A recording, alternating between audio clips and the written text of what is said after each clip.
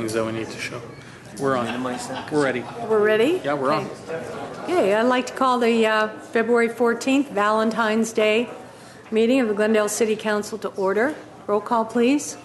Council members Garpetian. Here. Najarian. Here. Sinanian. Mayor Devine. Here. What's next, please?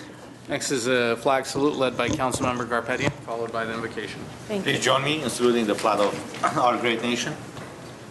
I pledge allegiance to the flag of the United States of America and to the republic for which it stands, one nation, under God, indivisible, with liberty and justice for all. Please remain standing for this evening's invocation. President Kennedy remarked that, quote, "Our problems are man-made, therefore they may be solved by man. No problem of human destiny is beyond human beings." Tonight, as we tackle the man-made problems that face us as individuals, as neighbors, as partners in commerce or otherwise, let us seek the solutions that bring the best of each individual or group to the table for the common good. Let us pray for the prosperity and safety in our jewel city, and let us remember to love our neighbors, especially on this Valentine's Day. We pray that this council is granted the guidance and wisdom necessary to face the issues before them with our best interests at heart and the city's viability always in mind. Amen.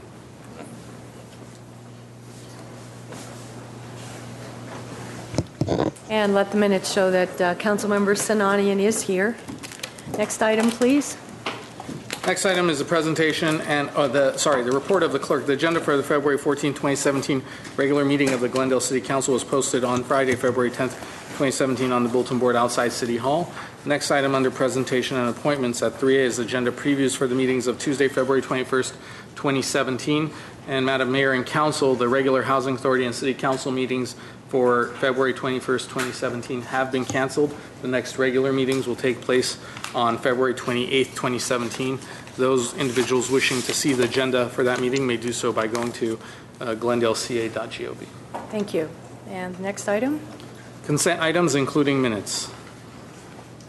Okay. Following a routine and may be acted upon by one motion. Any member of council or the audience requesting separate consideration may do so before such motion is proposed, but no cards have been submitted. I'll move the minutes. Second. The consent items? As well as the balance of the consent calendar. Second? Mr. Garpetian, did you second that? Yes, I did. Roll call, please. Council members Garpetian, Yes. Najarian, Yes. Sinanian, Yes. Mayor Devine. Yes. Next item. Next item is City Council and staff comments. Do we have any comments from council? Mr. Najarian. I've been informed that this Monday, February 20th, the Alashkert Football Club from Armenia will be traveling to play a match against the Ventura County Fusion Soccer Club, and the game will be played at Glendale High School. The doors open at 5 p.m.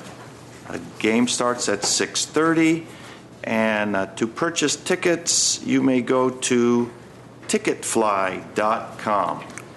I believe the Alashkert was a champion in one of the Armenian leagues, and that is giving rise to their world tour to play the Ventura County Fusion.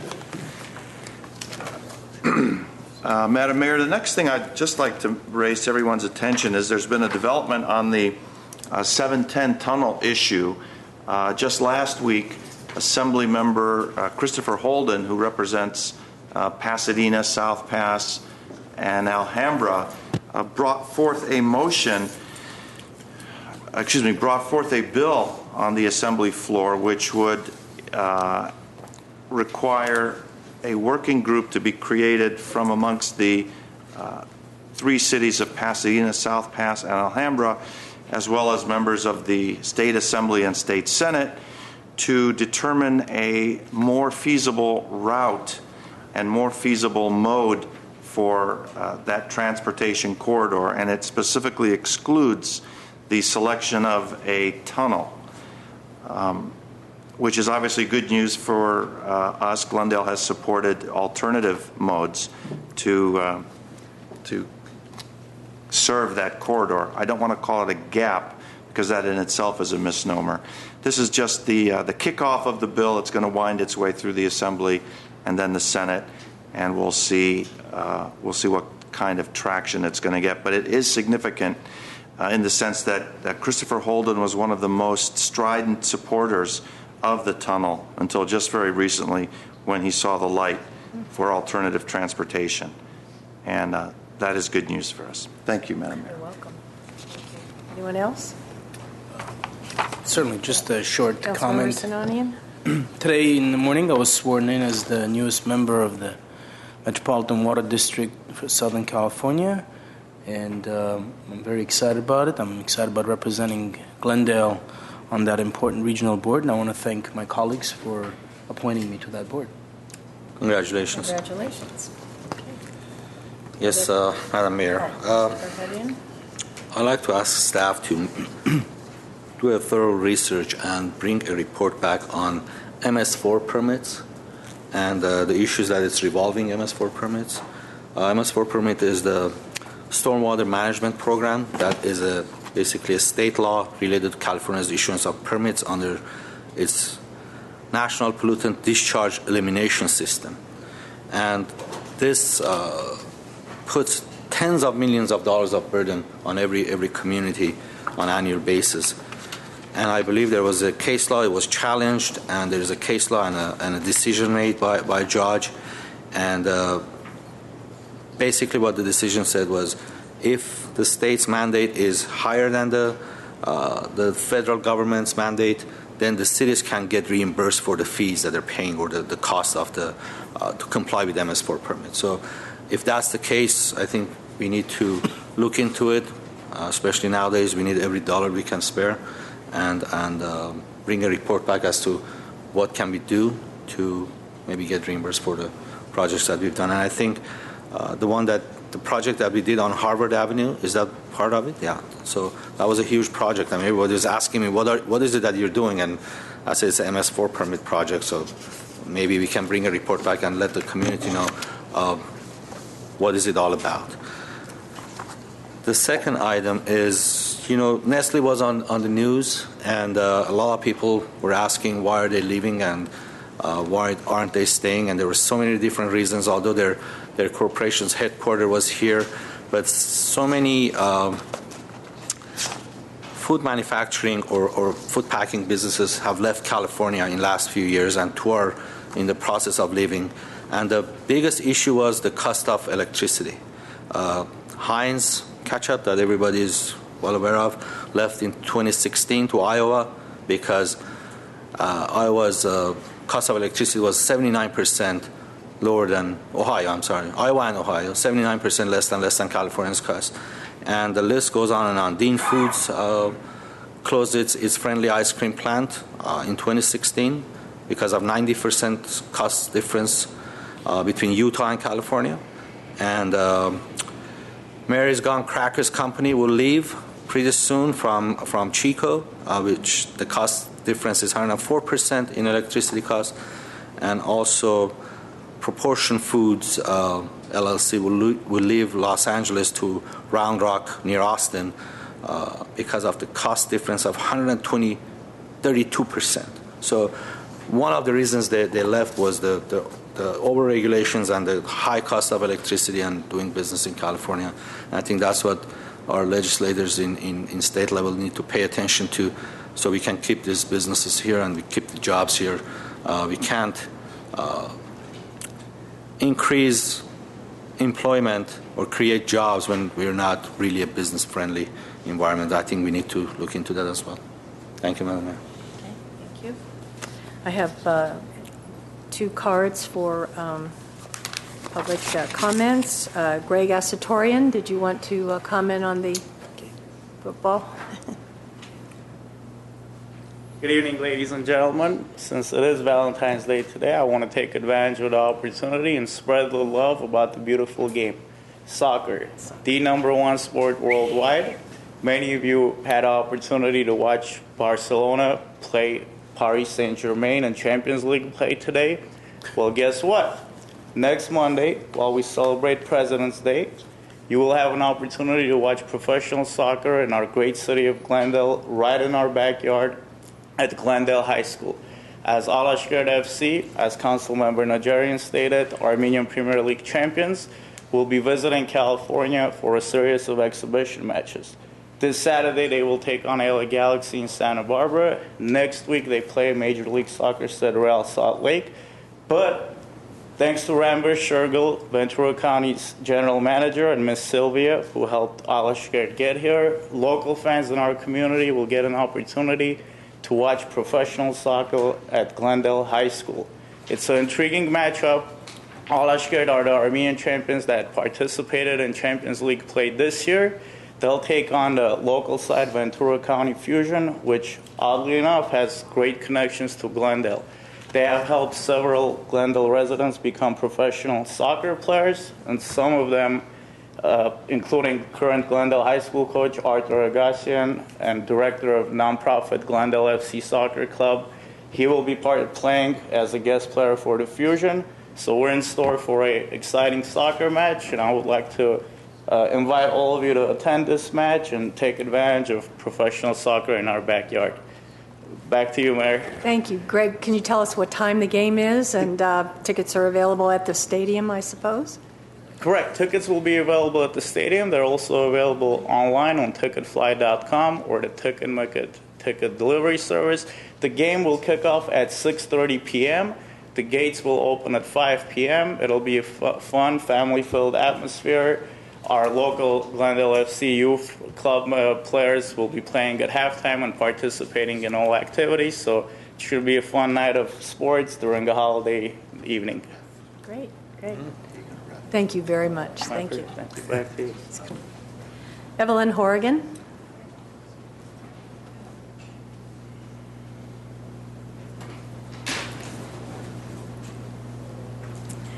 Hello, Mayor, council members, Glendale staff, and Glendalians. I wish to invite you to, I wish to invite you to the Glendale Foothill Community's Crop Hunger Walk to be held March 5th at Incarnation Catholic Church. Crop Hunger Walk is an annual community project in every respect. Proceeds from the walkathon serve diverse communities here by providing needy individuals and families with resources they need to regain self-sufficiency, including groceries from local food pantries, and that's in Glendale and Tahunga, and food voucher services from the Meals on Wheels program at the Salvation Army Glendale, and the Food for Thought program, along with counseling and jobs at Glendale Community College, students services. It's the Disabled Student Services. Crop Hunger Walks are community resource. We depend upon community volunteers and walkers from the community, men, women, and children, to sponsor themselves and other community supporters to donate food and money for the walkathon. We are committed to improving the lives of our neighbors and community, regardless of people's religion, age, or ethnicity. I want to thank the many, many walkers and religious communities that have contributed to the Crop Hunger Walks over the past 20 years. We have raised $428,000 for these food pantries and the food voucher programs here. The Crop Walk is March 5th, beginning and ending at Incarnation Catholic Church, 1001 Brand Boulevard, just above the 134 freeway. Kickoff is at 1:30 p.m. Registration can be done before the walk at crophungerwalks.org. glendale CA. Instructions are online to help you join or donate to the Crop Hunger Walk. Thank you very much. Thank you. Thank you. Good luck. Thank you. And that concludes the comment portion. So the next item, please. Next item under adoption of ordinances, 7A is an ordinance adding Chapter 12.02 to the Glendale Municipal Code 1995 related to street performers and Section 12.04.090 relating to the public property. This was introduced by Councilmember Najarian on February 7, 2017. Thank you. I have a speaker card. Joseph Stiddick.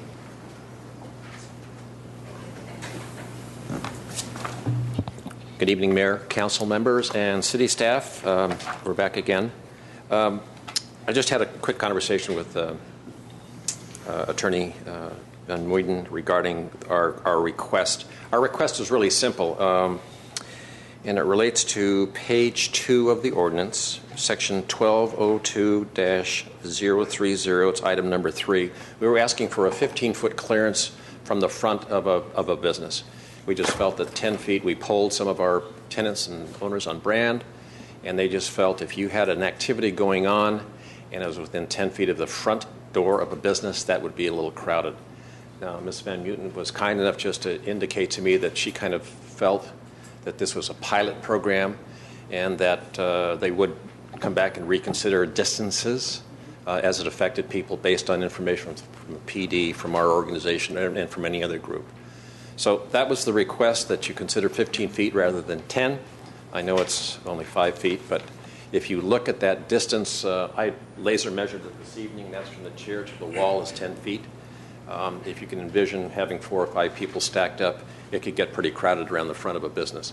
So please just keep in mind that you do have business people paying taxes that are running a business here in the community, and they need a little support too and accommodation on running their business without having impediments in front. Not to circumvent or tramp on anybody's freedom of speech rights. We understand that. But there's a practical aspect, and we'd like that to be considered. If it's not approved tonight, then clearly the opportunity to have that revisited at another date would surely help accommodate that. Before you leave, the reason is 10 feet and not 15 feet is because of some areas the sidewalks are not 15 feet? Is that what it is? Essentially, there's that, and when we looked at what other organizations had done, what other cities had done in the 10-foot arena, and so we felt that in order to justify any distance requirement, you need to be able to justify it in terms of the impact that it's going to have, and that it's going to provide alternative avenues of communication, basically spaces for the performers to perform, or whether it's speakers to speak, whatever it is. And so following up with the conversation I think that Jillian just had, our suggestion would be to start with the 10 feet and see how it works, see what kind of information we get from the business owners, and then, because if we're going to go from 15 to 10, not only would we need that information, but we'd actually need to go and measure some of these areas around the most prominent locations and see whether truly 10 feet would be sufficient space 15 feet would be sufficient space for the performers to perform. So our recommendation at this point is to stay with the 10 feet, but continue to monitor the situation. And perhaps bring it back in 6 months, or... We're happy to do that. Okay, I might just interject that we're not asking for the modification throughout the ordinance wherein 10 feet is the established distance. Just one item in front of a business. In front of the business. That's all we're asking for. Not the rest of the amendments. We're willing to accept the 10-foot limitation. And I'm running out of time, but I just might share with you today that our ambassadors passed out 450 individual roses to women and some gentlemen on. I haven't received anything. So I didn't know. I didn't get one either. So those that some of the guys apparently needed the respite to make sure they had a rose, they got a rose. See, you probably would have been wise bringing them here tonight. Maybe we would have. Oh, bribery. Thank you. One last question. Would that be difficult to make the in front of the businesses 15 feet and rest of the sidewalks 10 feet? Would that be difficult to enforce, or would it create difficult confusion? to enforce? No. Our recommendation is based on the constitutional issues, and as we see it, 10 feet is sufficient to provide that buffer, but at the same time allowing performers to perform. If you think about certain areas around the downtown, for example, by Americana, there's a lot of businesses. So if you put 15 feet from any business, and the businesses are stacked up against each other along the sidewalk, you're going to be removing a lot of space, and so that's why we want to start with 10.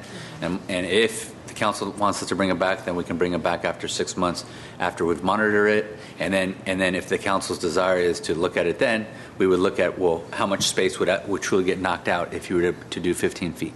And I think Mr. Stiddick was kind of in support of that, of bringing it back in 6 months. Let's take a look at it. Flexibility to revisit the topic. Absolutely. We just don't want it to be ignored and it becomes law, and that's the end of the discussion.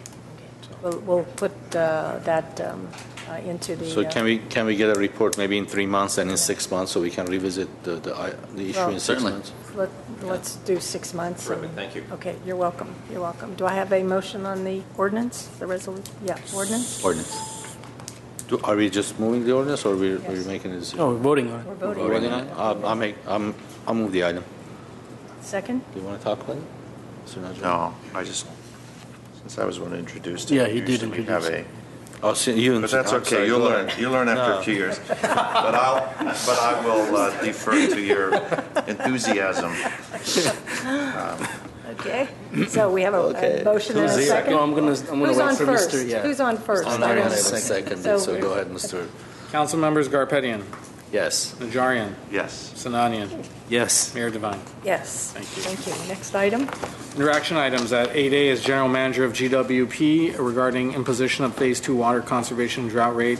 8A1 is a resolution in delaying the imposition of the applicable Phase 2 water conservation drought rate until July 1st, 2017. Thank you. Mr. Ochoa? Is Mr. Zern here? Oh, there you are. Okay. Madam Mayor, I was waiting for you to pop up. I'm sorry. members of the council, will make it very, very brief. It's all good news. This is what has become a regular visit to you to report back on our water conservation efforts and our mandatory conservation that's tied to a drought rate as well. But the good news is our citizens continue to do a stellar job in conserving. We're maintaining that 20% number. Even through some of the hotter parts of the late fall and certainly through the winter, and the rain has helped tremendously, obviously. Our revenues are holding steady, and therefore we would then, as a result of those two things, recommend that we continue to not impose the drought fee until July 1st, and we'll come back to you and give you another update as we sit on the beginning of the hot season, and also there's some issues that are going to be discussed in Sacramento that I think it'll be important to talk to you about, from the governor's office to the water board and so forth. So we'll be back and see you in July unless you have any questions. I think that's very important that you said we will not be reinforced. We will not be imposing the drought rate. That's correct. Okay, so everyone understands that. Comments? Questions? Okay, do I have a motion? So moved. Good job. Go ahead, Mr. Najarian, you go ahead and second it after you're done playing with your video games. Councilmember Garpetian. Playing with my video games? Okay, boys, Yes. let's that down. Okay. Councilmember Garpetian, Najarian, Let me finish playing with my video game That's right. There we go. as I communicate some very important city business. I'm offended at that comment, Mr. That's okay. Mr. Garpetian. That's okay. I will vote for that. Thank you. Sinanian, Continue. Yes. Mayor Devine. Yes. Next item, please. Thank you. 8B is Director of Finance regarding second quarter financial report. Motion to note and file fiscal year 2016-17 second quarter financial report for the period ended December 31st, 2016. 2 is a resolution appropriating $898,000 in adjustments, of which $898,000 is an increase to the adopted fiscal year 2016-17 budget. 3 is a resolution amending the fiscal year 2016-17 citywide fee schedule to update community development fees related to building and safety fees. Thank you. Mr. Ochoa? Yes, Madam Mayor and City Council, it is that time where we go through our mid-year budget review. Each quarter we come to you with an update as to where we are and how our different departments are performing. With that, let's walk through what we want to cover, because there's actually a couple of items that are related here on this particular item. Both this item by way of the mid-year budget as well as the requisite adjustments, and the follow-up item, which has to do with our PERS rate stabilization fund. A couple of or at least one update on our fees and charges that will bring into alignment the cost of doing business with council direction by way of folks who find themselves in the unenviable position of having windows that were not permitted, but through no fault of their own have to deal with that circumstance. So with that, let's talk a little bit about where City of Glendale Incorporated is by way of our mid-year report. What you see in the staff report is that we're actually doing a little better than we had been last year by way of the revenues that are coming into the organization. Some of that is just the strength of the economy as we find it. A big chunk of that, however, is also due to one-time increases in revenue that have to do with the accelerated loan repayment from the state of California to the city by way of the old redevelopment agency. You recall that that was a part of litigation that we had undertaken with the state. When they dissolved redevelopment, the city was owed approximately a little over $40 million. The state ultimately lost that lawsuit. They had begun paying the city, and through the dissolution process are accelerating the repayment. Now, it's still going to be ultimately the same amount of money, but they're accelerating the repayment. That results in a larger lump sum on the front end. As I say, we do see an increase in utility user tax, the occupancy taxes, the hotel tax, as it were, charges for service, permits, licenses. A lot of the activity that goes through Mr. Lanzafame's department, Mr. Galanian's department, Mr. Zern's department are continuing to move very strong. In terms of those general fund resources, as opposed to the overall city, but the general fund, you see that at first quarter we had made some adjustments that we are here tonight asking for a few more adjustments, but the key takeaway there is where we are. Total resources, we are about 35%, a little ahead of where we typically are this time of year, understanding that property tax comes in a couple of big chunks throughout the year, and then sales tax always lags behind the quarter that just ended. So things for Glendale are rather status quo.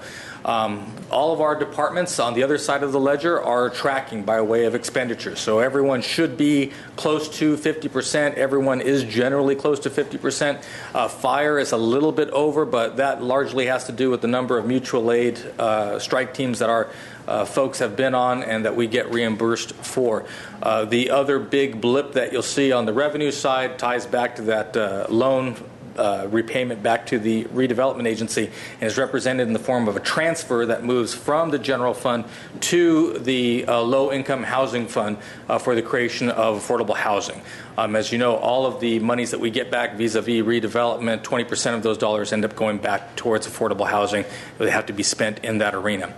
So as I say, by way of expenditures, darn near everybody is in the 40s and close to 50%, with that exception being fire that you see here at 50.9%. Again, reflection of the amount of activity that we've seen this year in the state of California, and under our master mutual aid agreements, we do send strike teams throughout the state and get reimbursed for them. So overall, we're at 47.9%, or 47.9, which is about where we should be for this time of year. Let's take a look at the forecast. In the interest of absolute transparency, we present our 5-year forecast, or now we get to a point of 7 years, I think, in our forecast, so that everyone has a very good idea about where the city of Glendale is headed. And so as we get ready to show the forecast, it's important to reflect on where we are by way of our beginning fund balance. These are the unencumbered dollars that sit in the general fund reserve.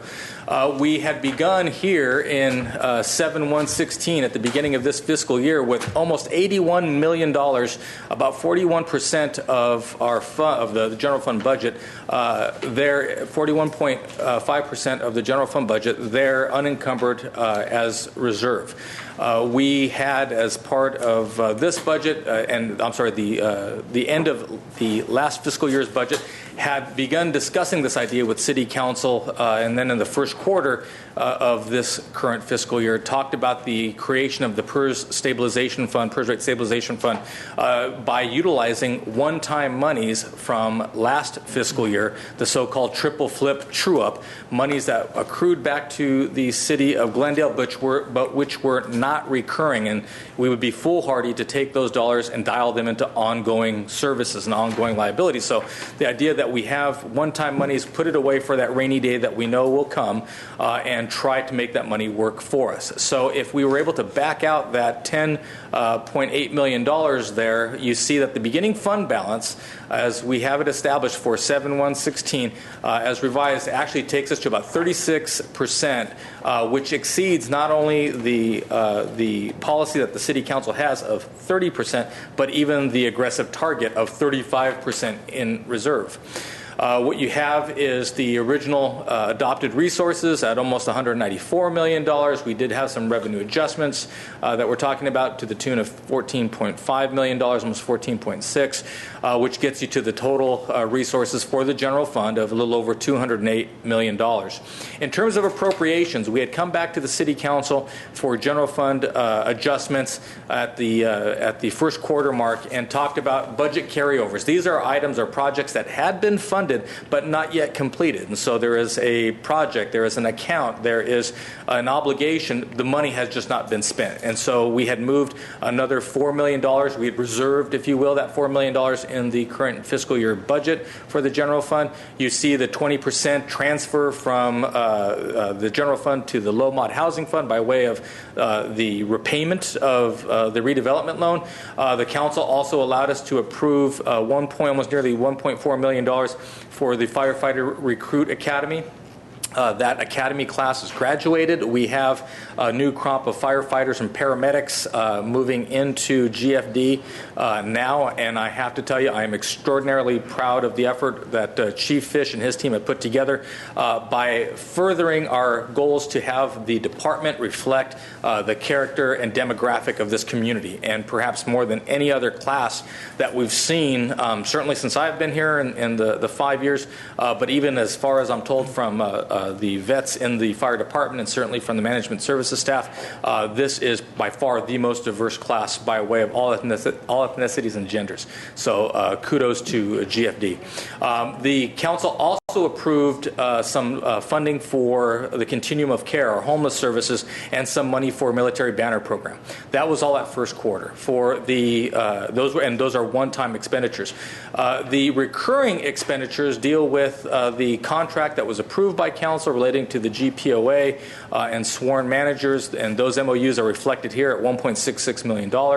And then we have some additional dollars that are basically program dollars that move into the different general fund departments. So you awarded or you provided additional funding to Mr. Galanian, for example, to ensure that we're pulling more discarded items off the streets, and he has done that by retaining more GYA workers and contracting with a private waste hauler, as well as putting more equipment out on the street. And we are seeing a significant increase in the amount of items that are collected. Unfortunately, that means that people are also putting out more illegal dumping items, sofas and TVs and what have you. But we are picking them up just as quickly as we possibly can, and I think it shows by way of the quality of life that our residents enjoy.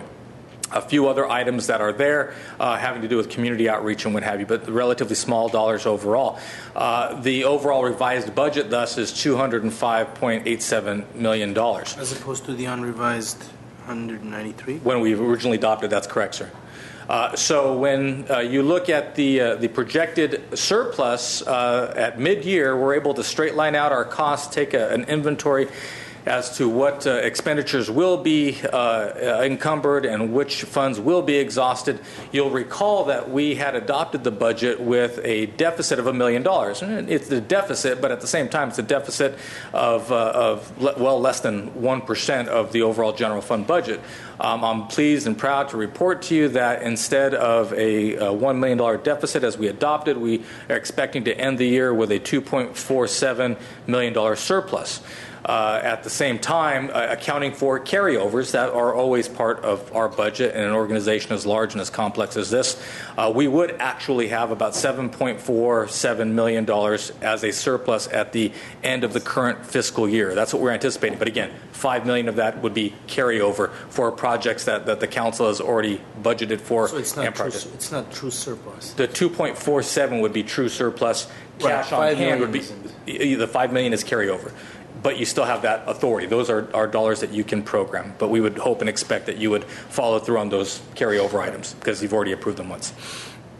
In terms of pending adjustments going forward, you'll recall last year was the first year we put in place the Savings Incentive Program. As you know from the discussion we've had, a lot of times what we try to do is focus on best practices, and a lot of times in organizations, larger organizations, at the end of the year, people try to spend as much of their budget as they possibly can for fear of losing that money getting swept back into the general fund reserve.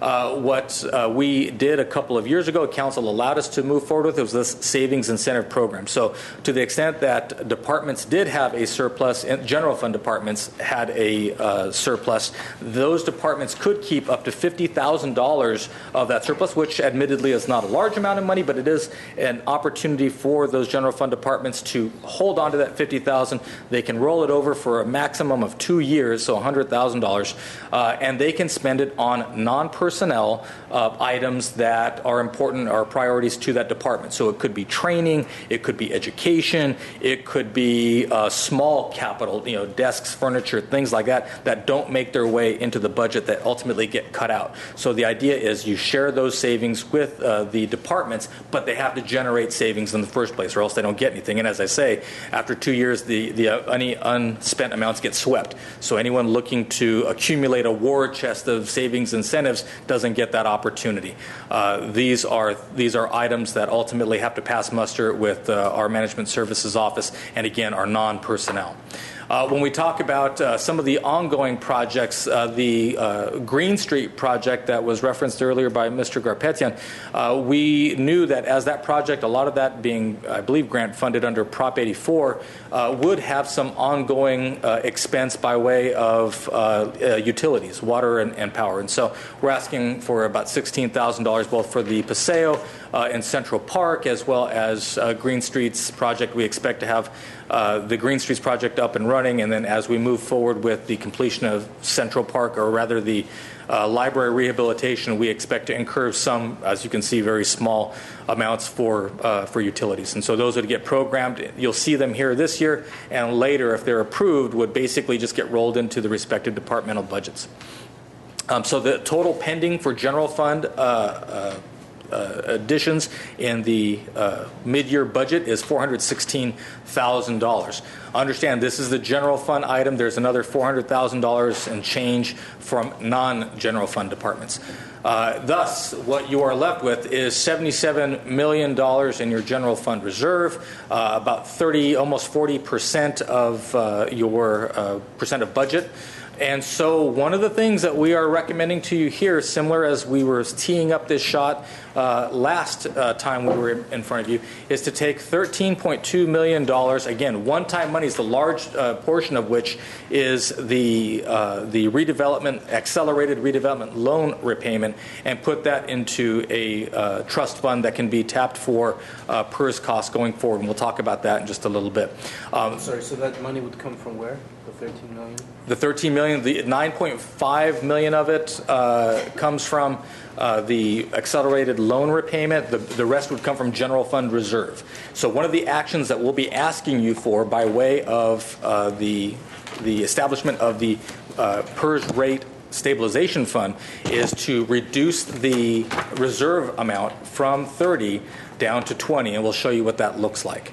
The idea being that ultimately over the course of this past year's budget, this current year's budget, you'll have about $24 million to seed that trust fund with, and over the next few years, next 2 to 3 years, be able to put in another $11 million. Thus, you have $35 million sitting in that trust, compounding interest, as I'll explain in just a bit. If I can interrupt once again. So you just referred to $30 million reserve being drawn down to $20 million.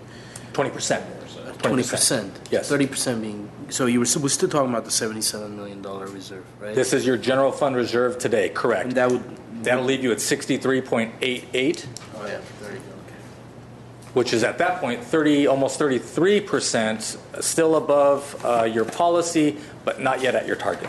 Got it. Thanks. In terms of the non-general fund amendments, I had mentioned about 416 are in the general fund, 482 are non-general fund. These are items that you see generally not large amounts of money. The biggest chunk, the $291,000 going to the police department from the asset forfeiture fund. So these are non-general fund expenditures, and in this case, we're using asset forfeiture money, what we have available for DNA equipment, for some vests for our narcotics officers, and for also SWAT and some of our other personnel. The rest, relatively small amounts, the $100,000 that's here for management services is money that we get through our public education government funds, can only be used for GTV6, so we're using it to upgrade some of the equipment that we have, and periodically we'll make those kinds of upgrades. But again, important to note here, non-general fund. All in, that equates to the $898,000 that we're asking by way of mid-year budget adjustments. So, at long last, the forecast that we have beginning with our adopted 16-17, our revisions at first quarter, the revised budget as of mid-year here, and then for the coming 5 years. So 17-18 all the way out to 2021.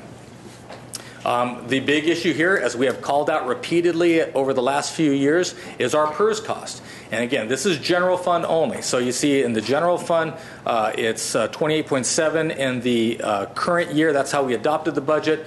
It'll be close to that as we move forward throughout the course of the year.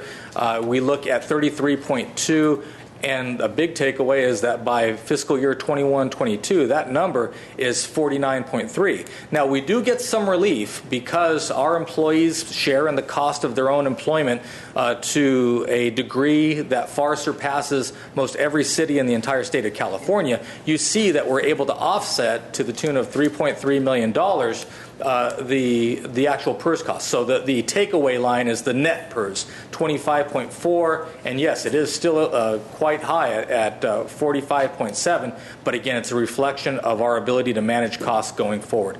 Another takeaway is that in terms of CIP, Council has directed that we ought not just be lighting the lights, so we are, rather than just having specialized restricted dollars, gas tax monies, other subventions going into CIP, that we actually put general fund dollars into our capital improvement projects. And you see that our prognostication is that we can begin to grow that even as the PERS rates are going up because of the strength of our revenue stream. So total appropriations here on this line, and then the net surplus or deficit. So as I say, we started the year with a $1 million deficit. By first quarter, because of the jump in revenue, one time though it was, you see that we projected a 12.1% surplus, or $12.1 million surplus here at this point, the coming year. After we made those first quarter adjustments, I'm sorry that my mouse is skipping around there, and so we're looking to end the year at that $7.5 million, $5 million of which is carryover, 2.5 really is, I would characterize as more true surplus. And then going out, you look at 17-18 at $1.1 million surplus, $10 million surplus, five, and we start to we lose our ability to very clearly project our known costs and revenues in this 4-year window. And so at 5 years, we'll have to recalibrate and understand what the revenues are doing, what the costs are doing, and that's as far as where we can look at this point in time. So generally speaking, structurally balanced and sound, and we'll have to address what the challenges may be on those out years, which we'll talk about again in just a second, not to over tease it. What you see here below the net surplus line is the development of that PERS stabilization fund, as we are recommending, 9.5, 13.2, and then a few drips and drabs as we go. Again, all very much a reflection of strong revenues and the repayment of the RDA loan from the state.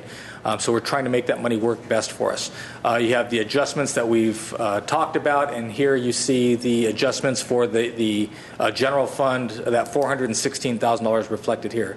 Thus, the only reason, if you're wondering, wow, it jumped from a $7.5 million surplus to a $6.1 million deficit, it's a reflection of the movement of these one-time dollars. Don't let that throw you by way of any kind of structural imbalance there. We're taking one-time monies and moving them out, or at least that's our recommendation to you.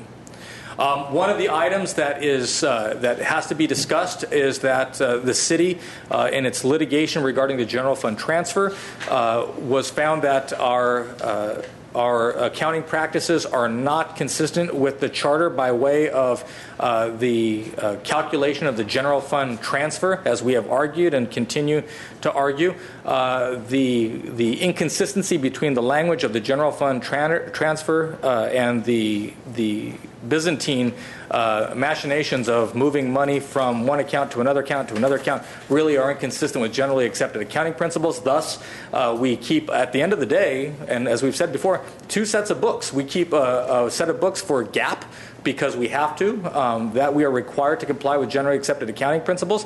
But as was dictated by the court, and as we will fully respect, we will do a lot more of documentation for purposes of complying with the charter.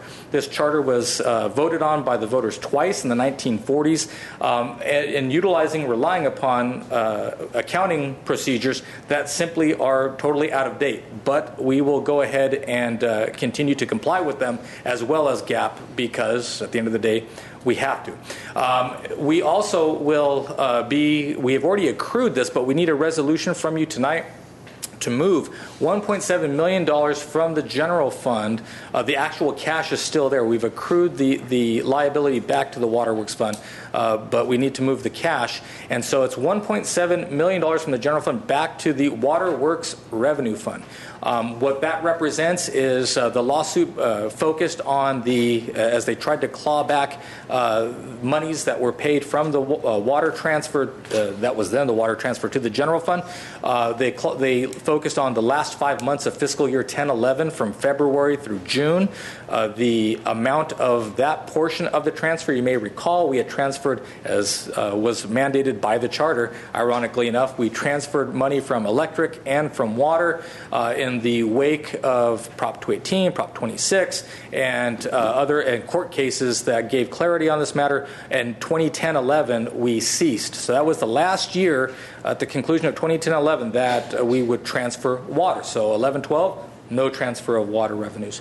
However, again, in the lawsuit, the idea was to focus on as far back as the statute of limitations would allow. So for those last 5 months of the fiscal year, representing $1.7 million, we will put those monies back towards the Waterworks Revenue Fund.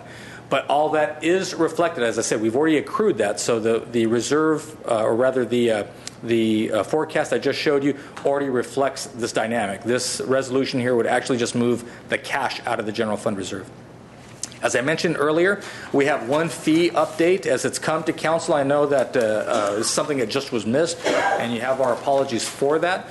Council had directed that anybody who was found to have windows that were not permitted, and through no fault of their own, wanted to change out those windows, did not, or wanted to bring the house structure into compliance, was not responsible for the illegal windows that were there, that we should charge them not the typical penalty that we have for illegal construction, which is twice the amount of the permit, double permit fees, but rather we would charge them only the normal permit fees as a means of incentivizing people to bring their houses into compliance.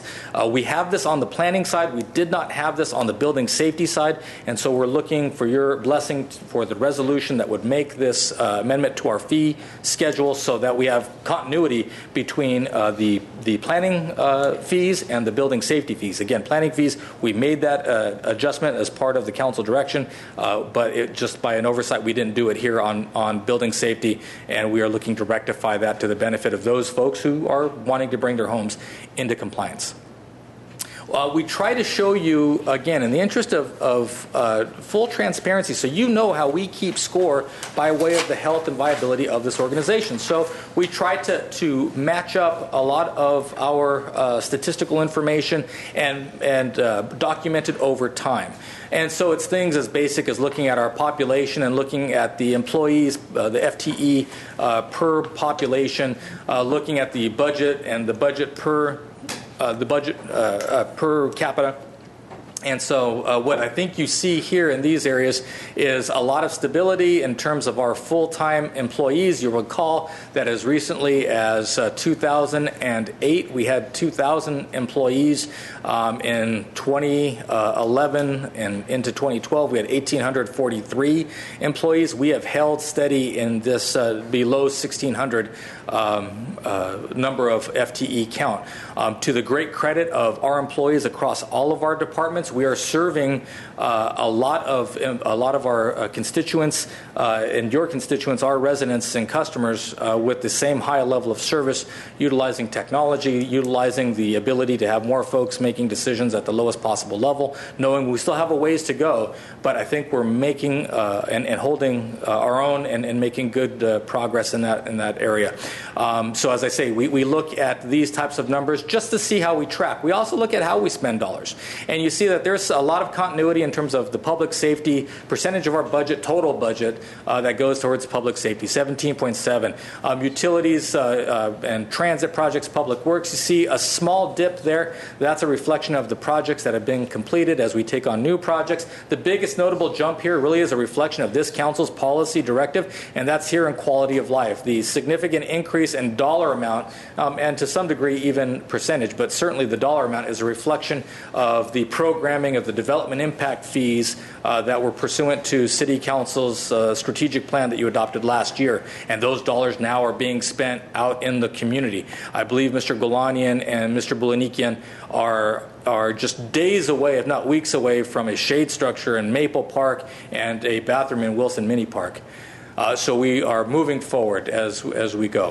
When you look at how we kind of keep score, well, our adopted target over these last 5 years has been no more than 35% of our total budget, not counting capital improvement, which fluctuates year to year. Not more than 35% shall go towards personnel, so the ratio of personnel to operating costs. And here we are at 33%. We meet the goal.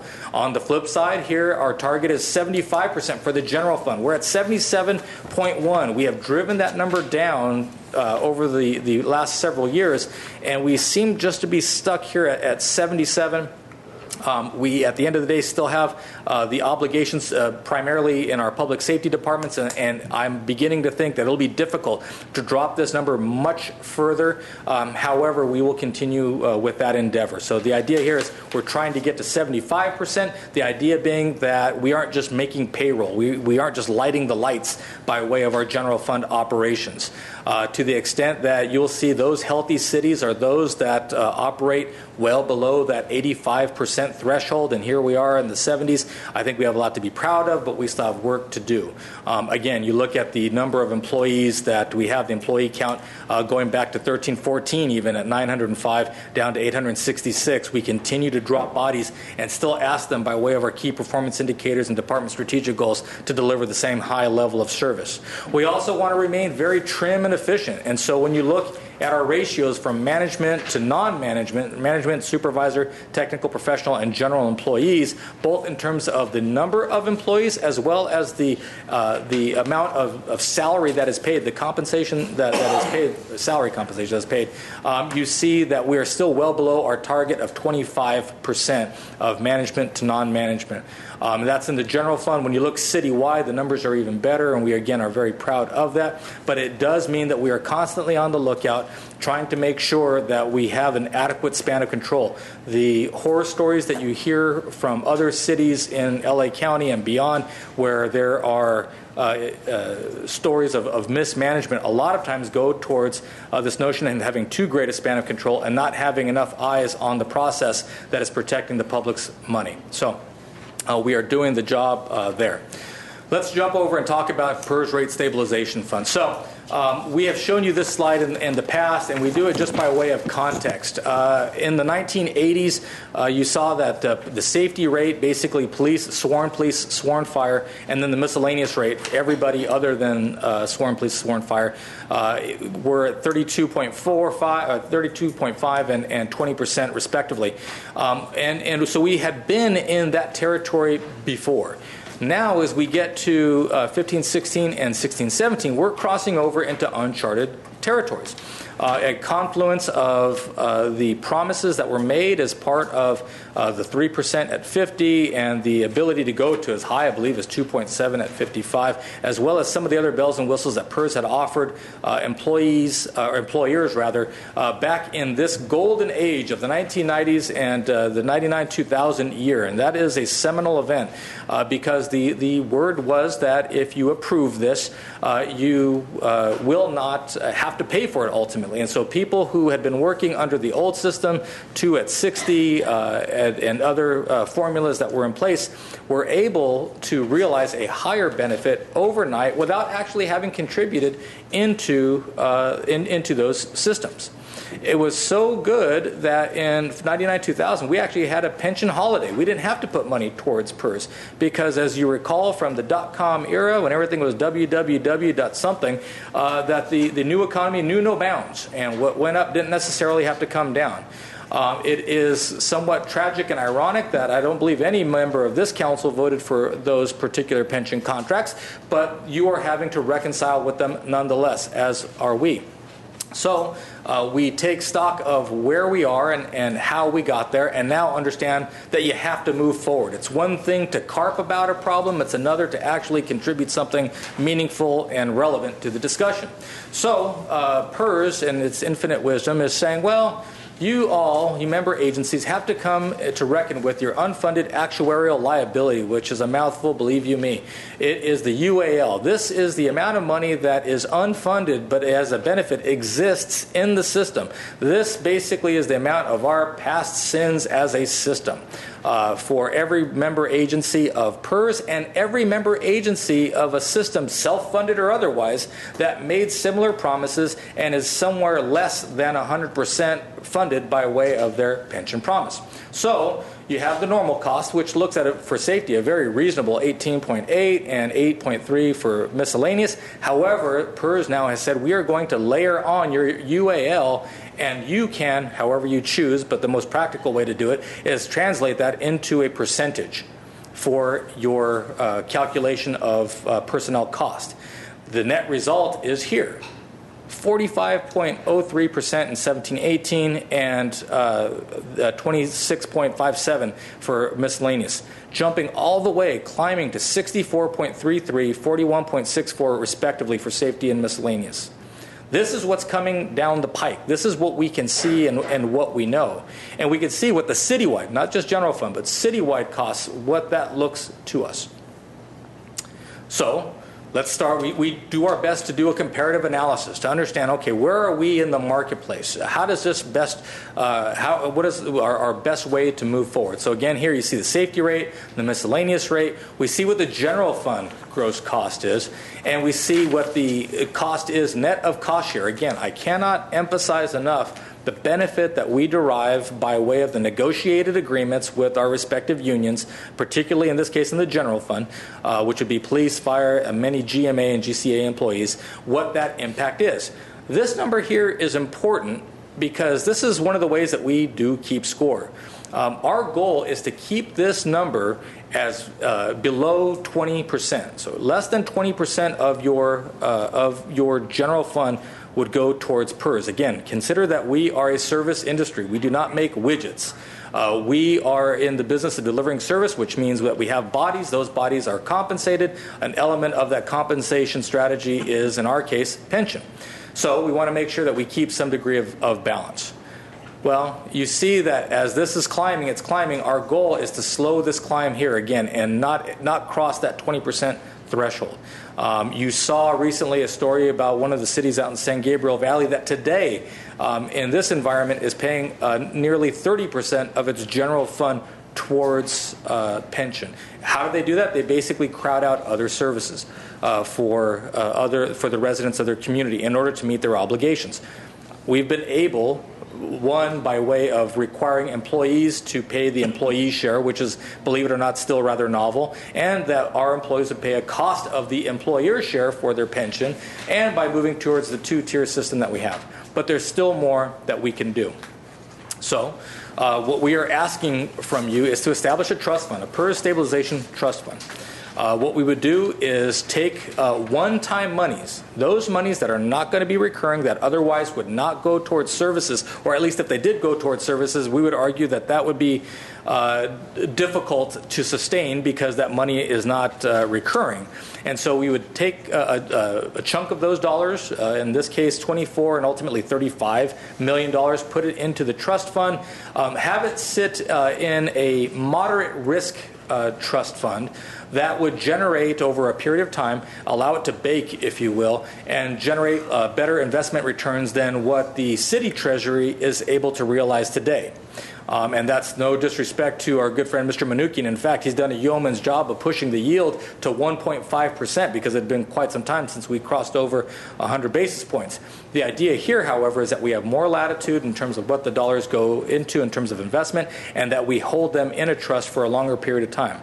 The idea for us is that by year 8, $16.7 million, assuming no withdrawals for those first 8 years, would be the compounded interest, and we would take those dollars down beginning in 24-25 and basically shave off the peaks of those pension costs, not to pay the entire pension amount for the year, but rather to reduce the peaking amount of pension cost that cost to PERS each year and make it more manageable so that we do not have to crowd out the level of service to our residents and customers. So the idea for us is to put this money away, as I say, put it for a long-term financial planning. You heard a lot of people talk about we as cities need to be focused on the long term. I think that's exactly what we're doing here, and doing it in a way that is safe and secure for the city, and not to mention smart for the city. As I mentioned with the Treasury, we can get either 1.5% or our target would be through this program about in excess of 5% net for the return on the annual return on investment year over year. Mr. Ochoa, when does staff intend to bring this to council? I'm sorry? When do you intend to bring the issue of the opening the stabilization trust fund to council? Is that today? That's today. Okay. For approval, I mean. Yes, sir. So we would open up by way of April 1. If we waited until the new budget year, that probably would cost us almost $1 million at the life of the trust. What you see here is a representation of what I just was describing. In the general fund reserve, based on the conditions, the limitations that Mr. Mnuchin has, that he cannot change. He has to keep the safety, liquidity, and yield in that order as part of his investment mantra. That is different than what we're looking at here. And you say, wow, 5% return, do you think you can get that? I do believe that we can get that, and I would argue that that is a much more realistic return on investment than what you would see by way of what PERS has tried to do. Because the other argument is, if you're not just going to put it into the general fund reserve and let it sit there with the rest of the Treasury, why not give it to PERS and allow PERS to do something with it? The problem with that is until PERS gets to a point where they can demonstrate an ongoing degree of success with the investments that they're making, we would not argue to give them still more money, because if they have a bad quarter, a bad year, that money that we're giving them could just be sucked up into the ether. And so we believe that it's much more prudent for the city to have access to these dollars. This is that discussion that we showed at the first quarter, and that we've had discussions with the various stakeholders inside the organization to make sure that everyone understands what it is that we're reckoning with here. The blue line is where we are today here at 1617. This is the percentage, the PERS cost, and you see that the very steep growth over the coming number of years, and then things get rather dramatic in this area And as you move into 2035, 2036, you see that the arc starts to flatten out. And as you move further, you see a very significant drop-off as basically the UAL is paid off. Some of that promise of the previous pension obligations are retired strictly, essentially through attrition. And the drop-off in, I believe that's 2040, 2045. And then we get back to something resembling normalcy. Similarly, this is the non-sworn, the miscellaneous arc that you see that moves right along. The difference being this promise here represents the classic members at 2.5 at 55, as well as the second tier, 2 at 55, and then the PEPRA members. And the blue here is the 3 at 50, as well as the 3 at 55, and then the PEPRA safety plans. So what are we talking about? Well, if we were to take the $24 million, add money into it in the coming years, get it to about 35, continue to bake that money by way of this trust fund, and start to draw out in 24, 25, you see that we would begin to shave off, instead of this area, this amount, these very high dollar amounts of the PERS cost, we actually realize this curve. And you say, well, why are we only doing that for safety? Well, safety is the most expensive part of the equation. I suppose you could do it here for miscellaneous, but it's still 6 1/2 dozen of the other. This is where the bulk of the cost is. What does that look like? Well, here again in 24, 25, or yes, 24, 25, 23, 24, we begin making drawdowns to the, and here's where you see the net pension cost, or net pension percentage. It's 61.5, ultimately is realized at 58.4%. So this is both our employee cost share as well as the rate stabilization.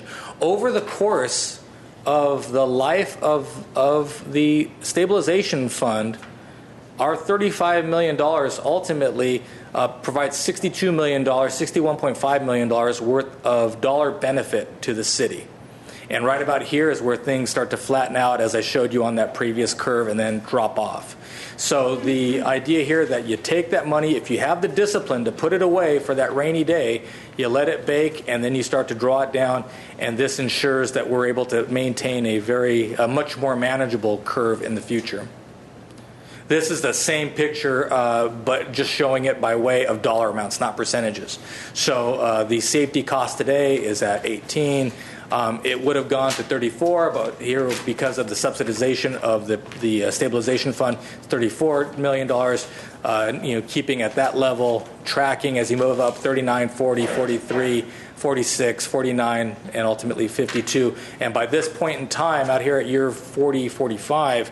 In year 35 rather, we have exhausted the funds that are in the PERS stabilization fund, but by then the curve is arcing down.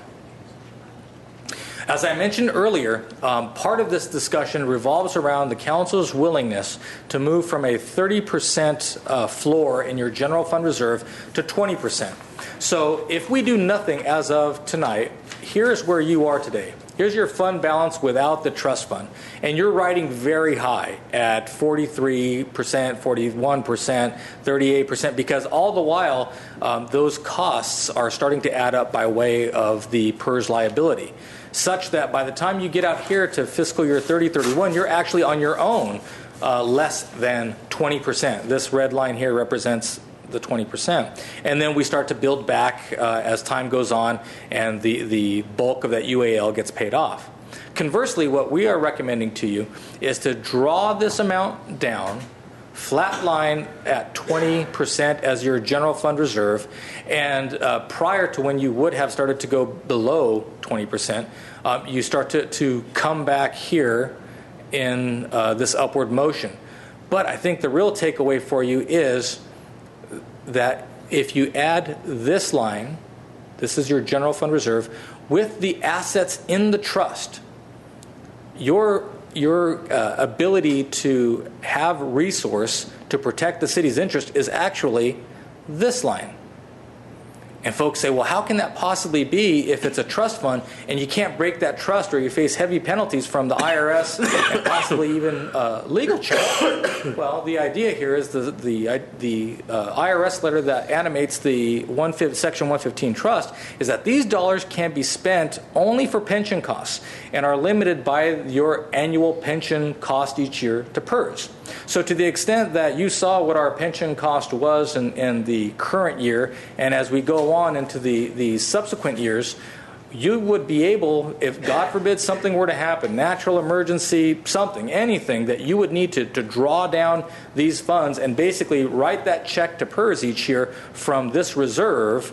You would take those dollars that you otherwise would be sending to PERS, put those back into the city's general fund budget, into the reserve itself. And so you actually have the ability to access those funds, albeit under conditions, but those conditions are not unappealing to the city of Glendale, because we know what our cost is going to be over the intermediate time frame.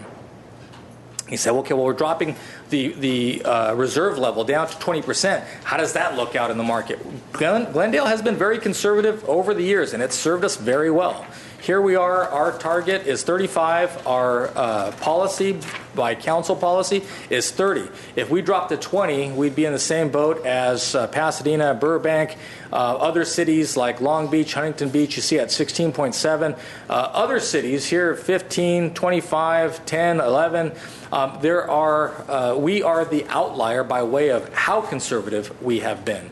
That money is there by way of a general fund reserve for a rainy day, and we can see the storm clouds gathering.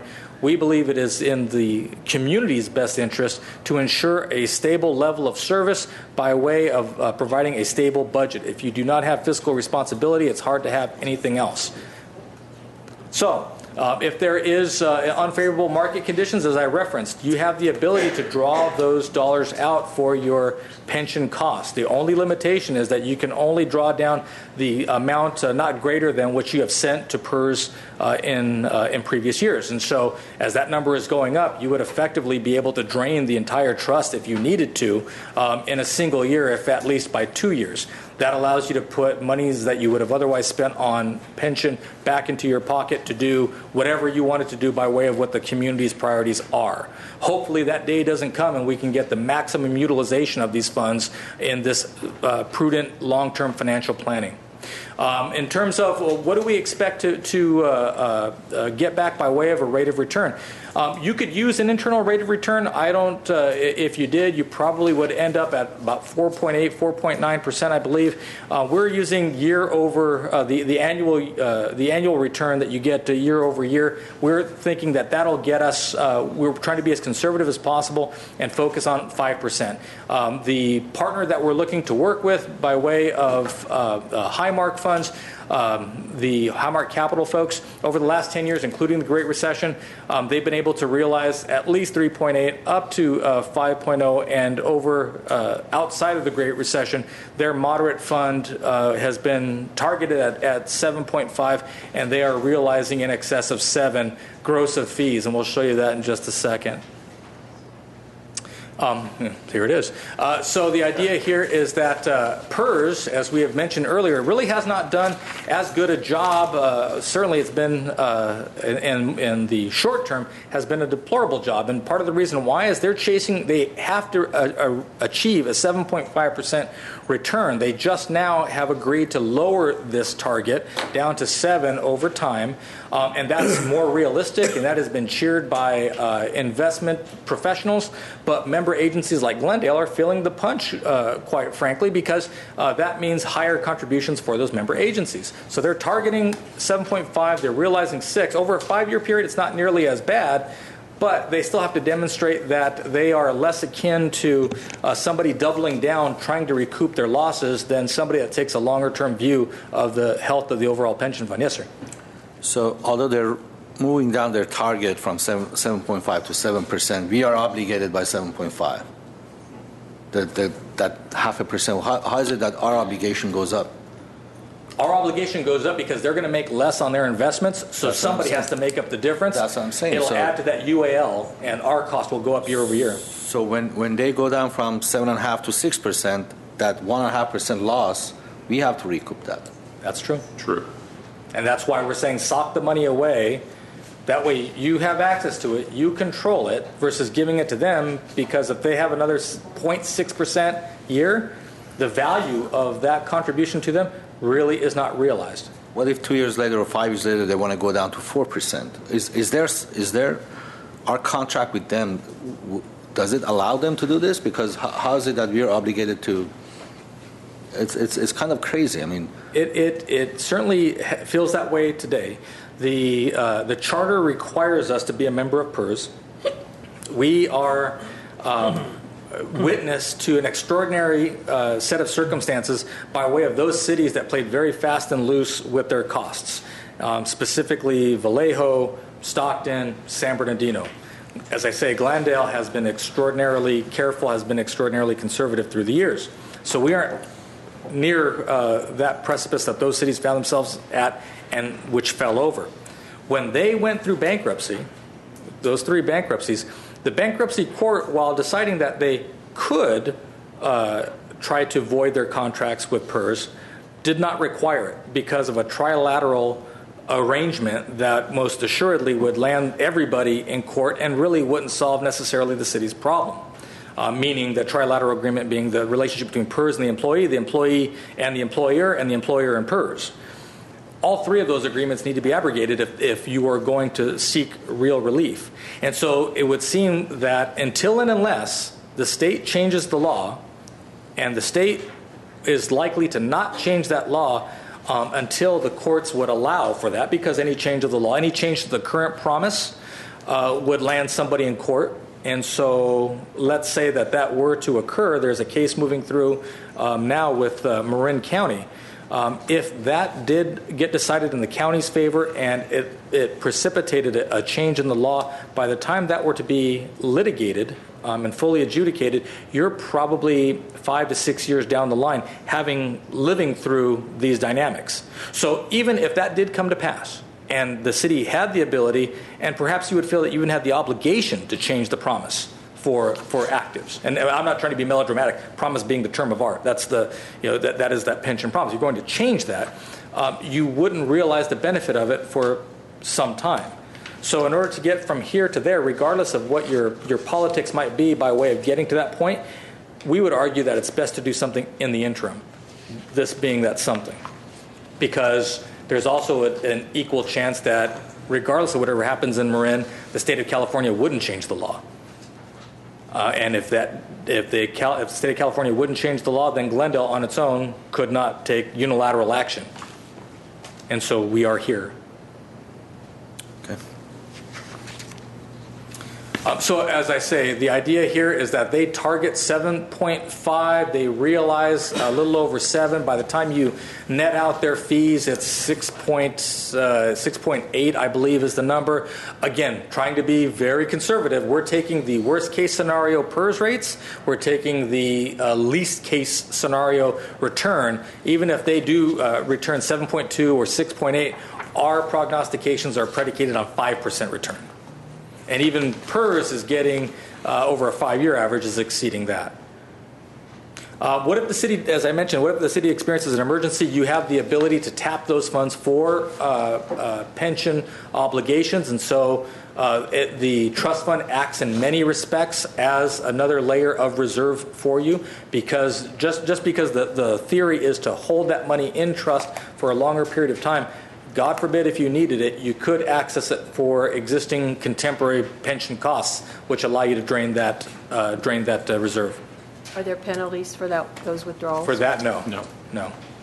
You have that opportunity. And again, this is all predicated by the IRS letter. So that is a lot of information both on mid-year budget. I think the takeaway for mid-year budget is that your organization, the revenues are steady. The cost containment is well placed. The good fortune of one-time revenues give you the opportunity to sock money away. Similar that if you knew your house needed a new roof, you would put that money away. Your kid's going off to college, you try to start a college fund. You know that you have obligations in the future that are, for at least for the time being, and certainly for the foreseeable future, inescapable. then you would put that money away and try to make it work for you as efficiently as possible. That's what we are going to be recommending to you tonight. The creation of the stabilization fund, the new reserve policy that would take us from 30 to 20, understanding that you still have that additional layer of the stabilization trust fund, and then the actual direction to deposit $24 million into the Section 115 trust. Read. There you go. Okay, questions and comments. That was a lot of information. I have one card which I'll take before we begin. If you don't mind, Mike Mohill. Should we read it into the record?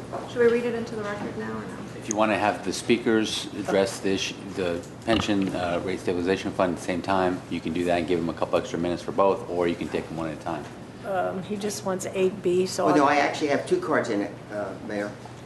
I have one for 8B and 8C. So C is not being heard at this point, though. I know, but it's part of, well. Let's do 8B. Okay, 3 minutes. Madam Mayor, how much time? 3.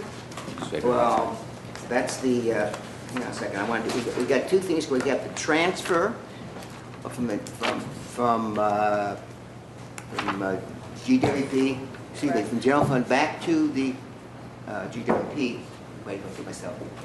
From GWP back to the general fund. That's one item. And the other one is the stabilization. Stabilization is D. Of the $24 million. Oh, no, C. So, Let's see. what do we, I planned on talking one just for 2 minutes, the other one for 3. Okay, go 2 minutes on the One and 3. Okay, thank you. So 2 minutes on one, that's all I need, and 3 minutes for the other one. Madam Mayor, if we're going to do that, can we just have Mr. Kasakian read an 8C in the record? I don't think. Okay. Certainly. 8C, Madam Mayor, 8C is Director of Finance regarding Pension Rate Stabilization Program. C1 is a resolution adopting the Pension Rate Stabilization Program administered by Public Agency Retirement Services. 2 is a motion awarding agreement to Public Agency Retirement Services, and 3 is a motion to executing documents with the U.S. Bank of Discretionary Trustee Services. 4 is a resolution adopting a new general fund reserve policy. 5 is a resolution approving $24 million from general budget fund on designated fund balance 25300-1012 PERS rate stabilization general budget fund, non-departmental. Okay, so Mr. Moe, you're going to take you're going to take 2 minutes to comment on 8B, and then I have a couple of other cards for 8C. So take your 2 for the Thank you, Mayor, very much. I appreciate it. Sure. Good evening, council members. My name is Mike Mohill. Council members, since and when and where was the last time this council or any other council has transferred money from the general fund back to GWP Water Fund? Is this because of the lawsuit?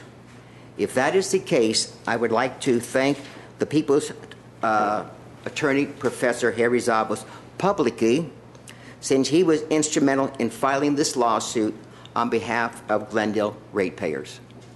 Thank you. Okay, now I have the 3 minutes already for the item 8C, the stabilization program. Council members, my name is Mike Mohill again. Why are we putting the interest of our CalPERS union employees before the folks who have to pay the bills? Why are you taking $24 million from the Demise Redevelopment Agency and putting those funds into an irrevocable trust? Is it in case of our jewel city, sooner or later, when we have to file for bankruptcy, that the trust money will not be touched by the courts? Why don't you tell the people that the contract you have signed with our CalPERS union employees comes before fixing, mind you, fixing our roads, GWP infrastructure, parks, libraries, public transportation, youth and senior program, as well as other needed city services? Why don't you tell your constituents that those outrageous salary increases you continue approving also increases the taxpayers' obligations for city employees' future retirement pension benefits? According to the staff report, CalPERS expects future city contribution rates to increase substantially for both safety and miscellaneous employees to a whopping 77% of payroll by the year 2031. Council members, why don't you tell the people the reason you are putting the $24 million into this irrevocable trust is because you want to have the best, the very best employees that money can buy. And should the city of Glendale file for bankruptcy, that $24 million cannot be touched by the courts. Today, what city has put their constituents' money into an irrevocable trust in order to guarantee, in case of bankruptcy, $24 million of their money to pay city employees whose retirement pension benefits they could only envy? And why is this council hedging their bets in favor of our CalPERS union workforce rather than the folks who voted for you to protect their interests first? Thank you. Thank you.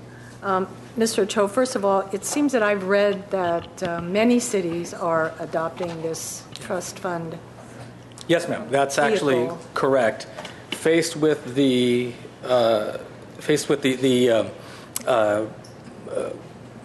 options of just keeping it in their own treasuries and earning 100, 150 basis points, or giving it to PERS without the assurance that it will result in a reduction, an absolute assurance that it will result in a reduction of the UAL. I believe it's more than 100 cities have moved forward with this kind of trust. And we call it is termed, we talk about trust as being irrevocable. As I have said several times, however, the idea that you have the ability at any time to tap these funds for pension costs eats away at, or at least modifies, the context of the irrevocability of this trust.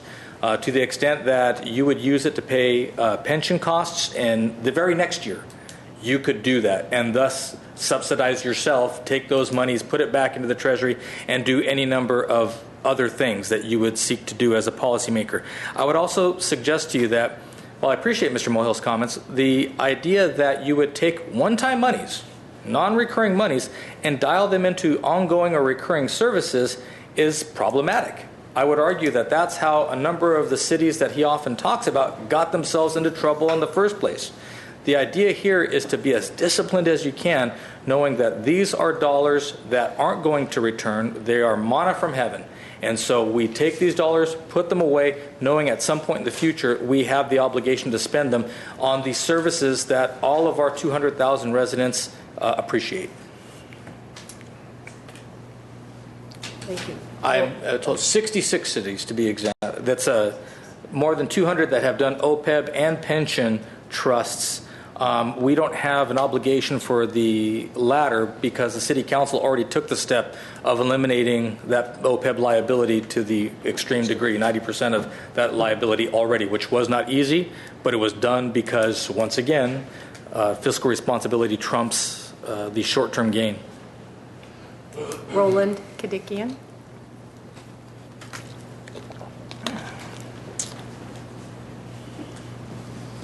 Good evening, Mayor.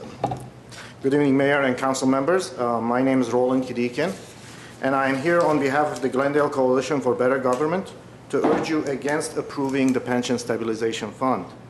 As has been explained, this is an irrevocable trust, an account setting aside funds only for the purpose and the benefit of city employee pensions. The trust fund cannot be used for any other purpose and cannot be taken back. Irrevocable trusts are asset protection tools. Their primary purpose is to set aside funds that cannot be reached by creditors of the city at any time, even in bankruptcy. These trusts have come into fashion because of CalPERS low returns, but also because of failed cities that have filed bankruptcies and attempted to strip pension obligations.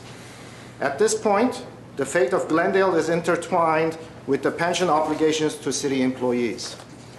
We, in essence, are all in it together. We sink or swim together. Everybody has an interest in resolving the pension crisis that Glendale faces. The city, the residents, and the employees, if they want to be assured that their retirement will survive the next 20 years. Creating this separate asset from Glendale provides additional guarantees to the pensions. Glendale gets nothing in return for providing this additional level of insurance. If funds are withdrawn, as Mr. Ochoa said, in a particular year to stabilize an annual payment, then the amount will not be available to earn investments. So these investments that we are thinking we're going to get, if we draw it down the next year, it's not going to be there. In practice, return can eat away by fees unless the fund is continually funded on an ongoing basis. Just as Mr. Ochoa said, it's best to continually fund it, not fund it one time and next year we don't have the money. So you can be assured every year staff will try to put money in this fund. The promised return on investment carry the same disclaimer as any other investments.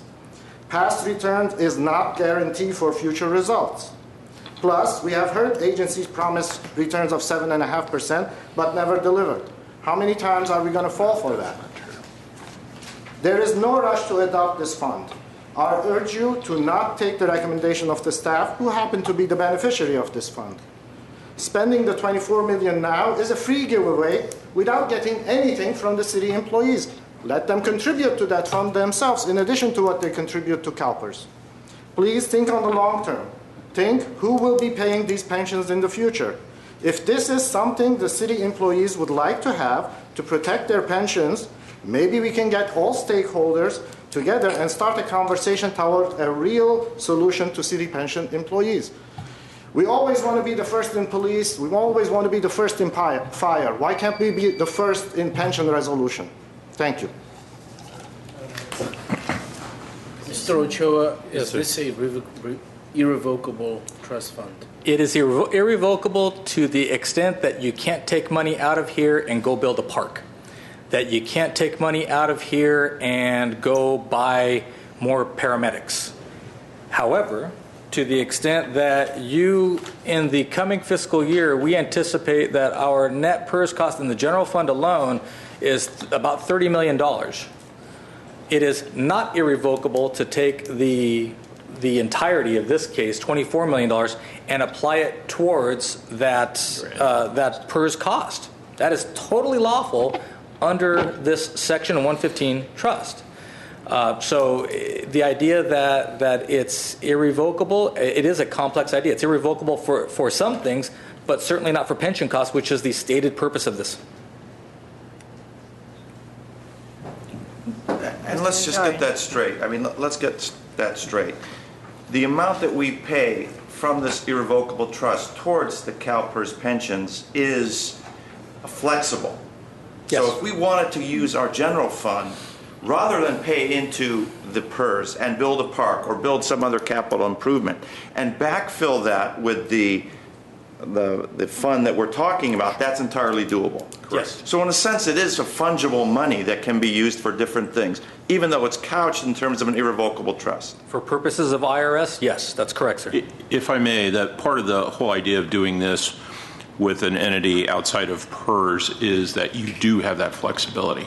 As Mr. Ochoa said, if we mailed this check into PERS, that's gone. We can't get it back.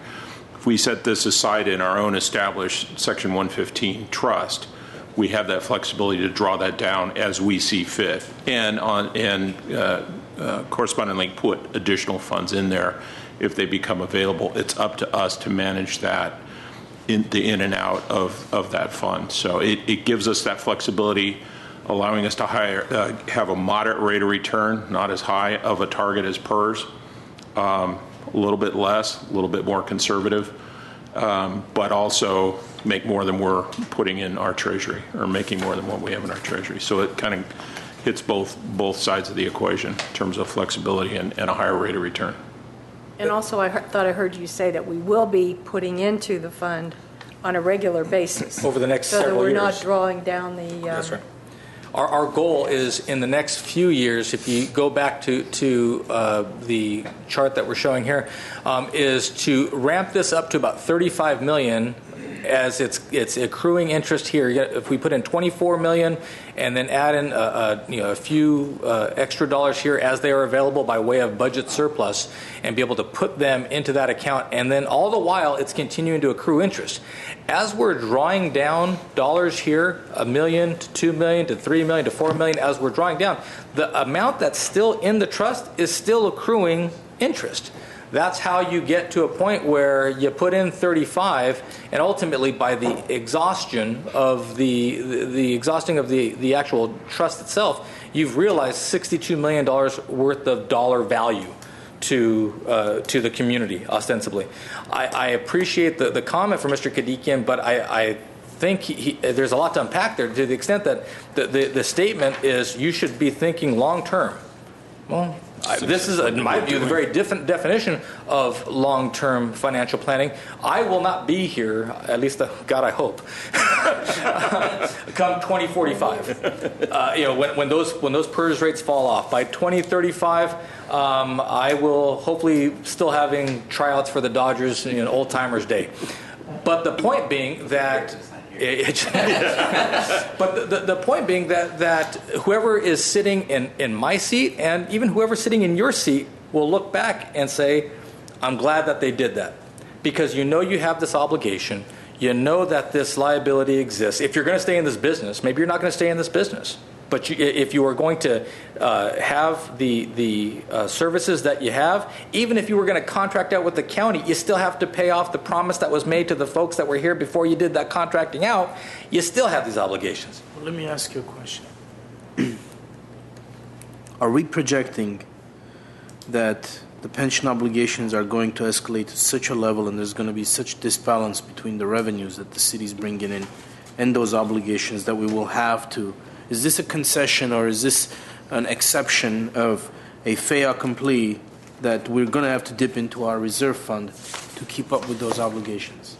Not necessarily. I mean, if that's the case, we need to be told that straight up. Not necessarily, because what if you told us that you didn't want to do this, you just want to keep this, you want to go build a park with this one-time money, or do nothing, just keep it in the reserve, we would say, okay, council makes the policy, we execute it. I would tell you that as you move forward into these outer years, into the 2025 through 2035, you will feel that crowding out pressure in your general fund budget. Now, there's ways to deal with that. You can start to reduce headcount, but even if you reduce headcount, what you're going to see is still that unfunded actuarial liability moving forward. So your PERS rates actually would go up further because it's spread out over fewer heads, over fewer full-time equivalent bodies. Right?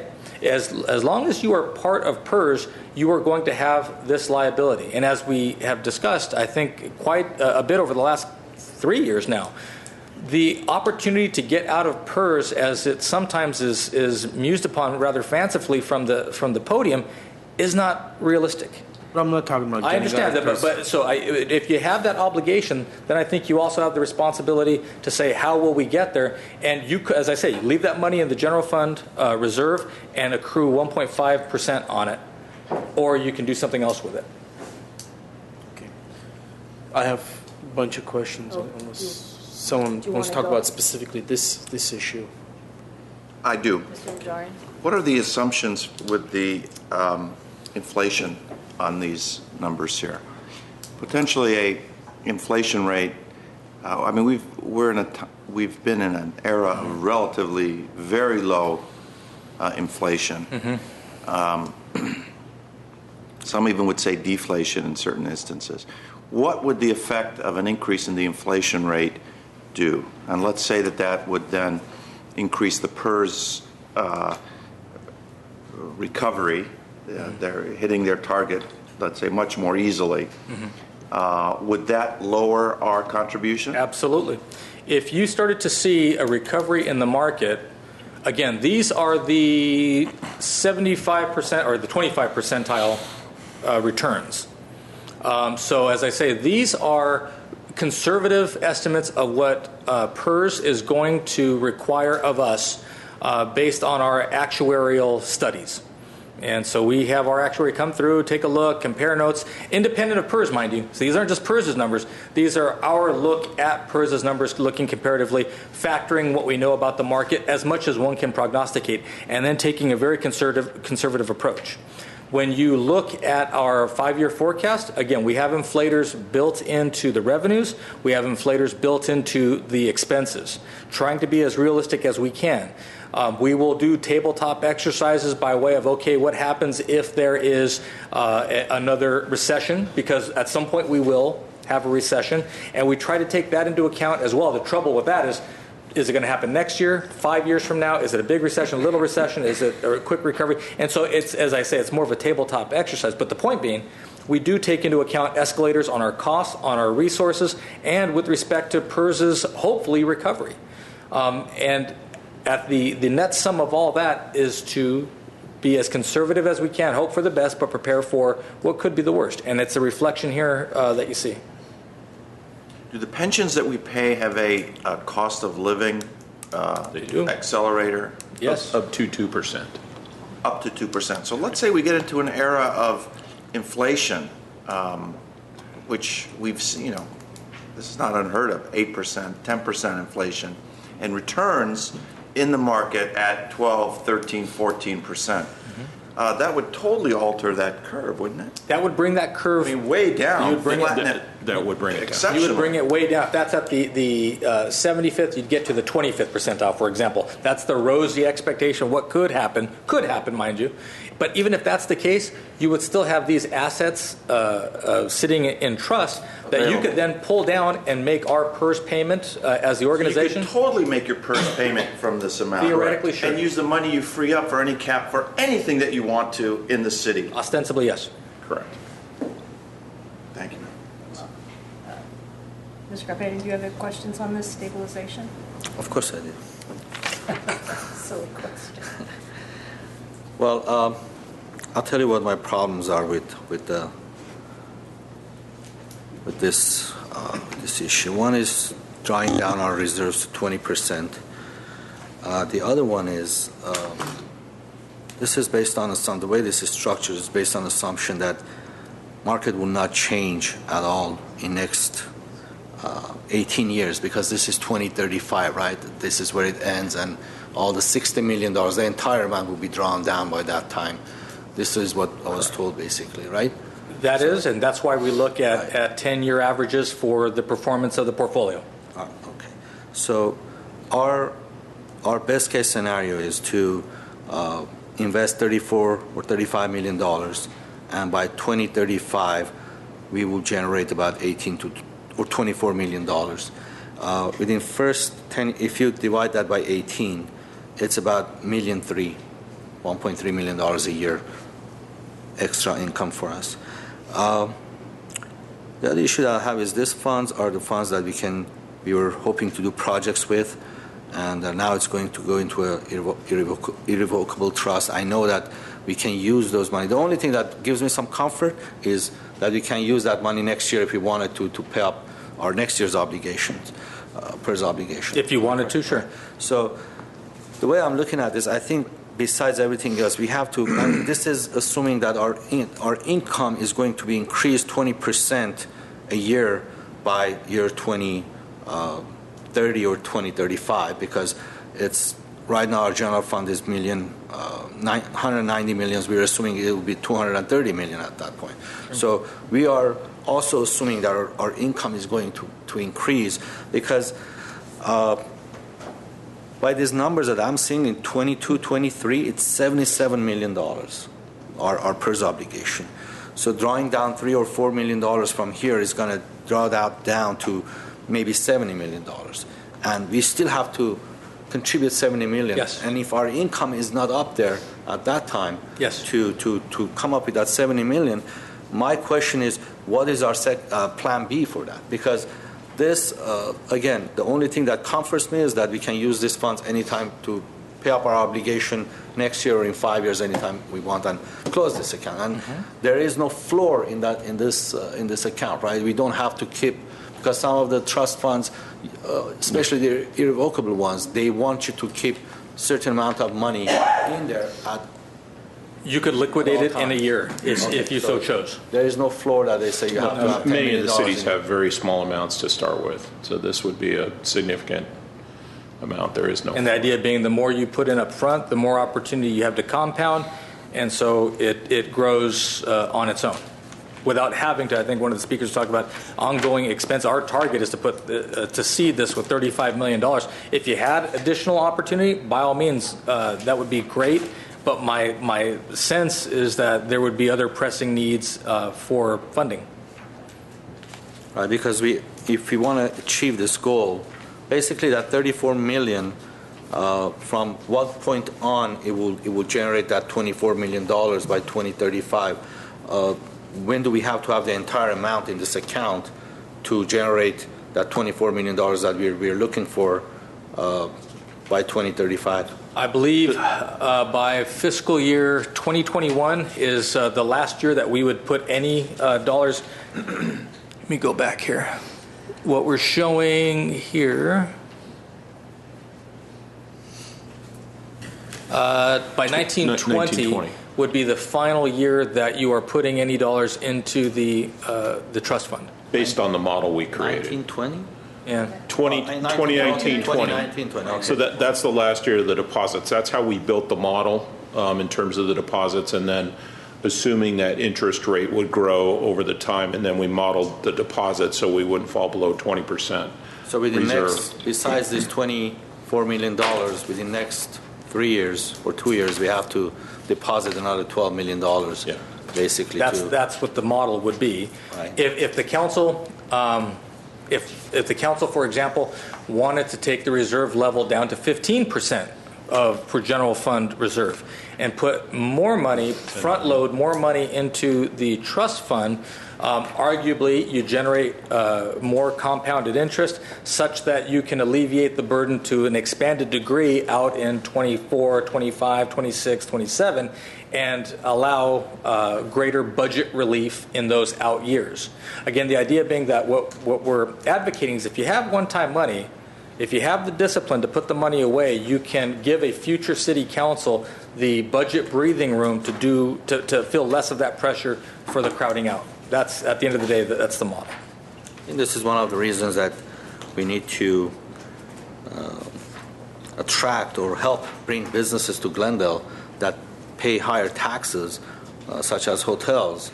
Mm-hmm. If besides the TOT tax, the amount of economic spin-off that hotels bring to the downtown, as well as property taxes, I think if we had another 3 hotels, I was doing a quick calculation here, if they do $1 million a year each, give and take, as $3 million, within 18 years, you surpass whatever we want to do in here. So I think that's some of the things that we need to be, aware of, and we are aware of it, and we have to work on to bring maybe more businesses that they can help us in this rainy days. Because again, I'm not really comfortable with this assumption that everything is going to go up 5% a year and there is no correction. If there's a big correction, then what happens? Some of these funds, they lose money. If they lose money, what's going to happen? And we draw down from 30% to 20%. If we lose 5% of it, I'm going to lose sleep over it. Let me put it this way, because it's we have to be careful as to where we put our money, because that's what CalPERS says at one point. It says it's going to be super funded, and look where we are today. So I agree with you. I would tell you that's why we try to focus on those 10-year horizons and not chase the dragon of 7.5%.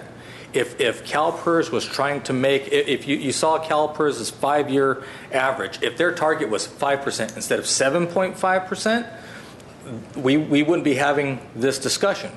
But in fact, it wasn't. CalPERS' target was 7.5, very aggressive. They couldn't get there.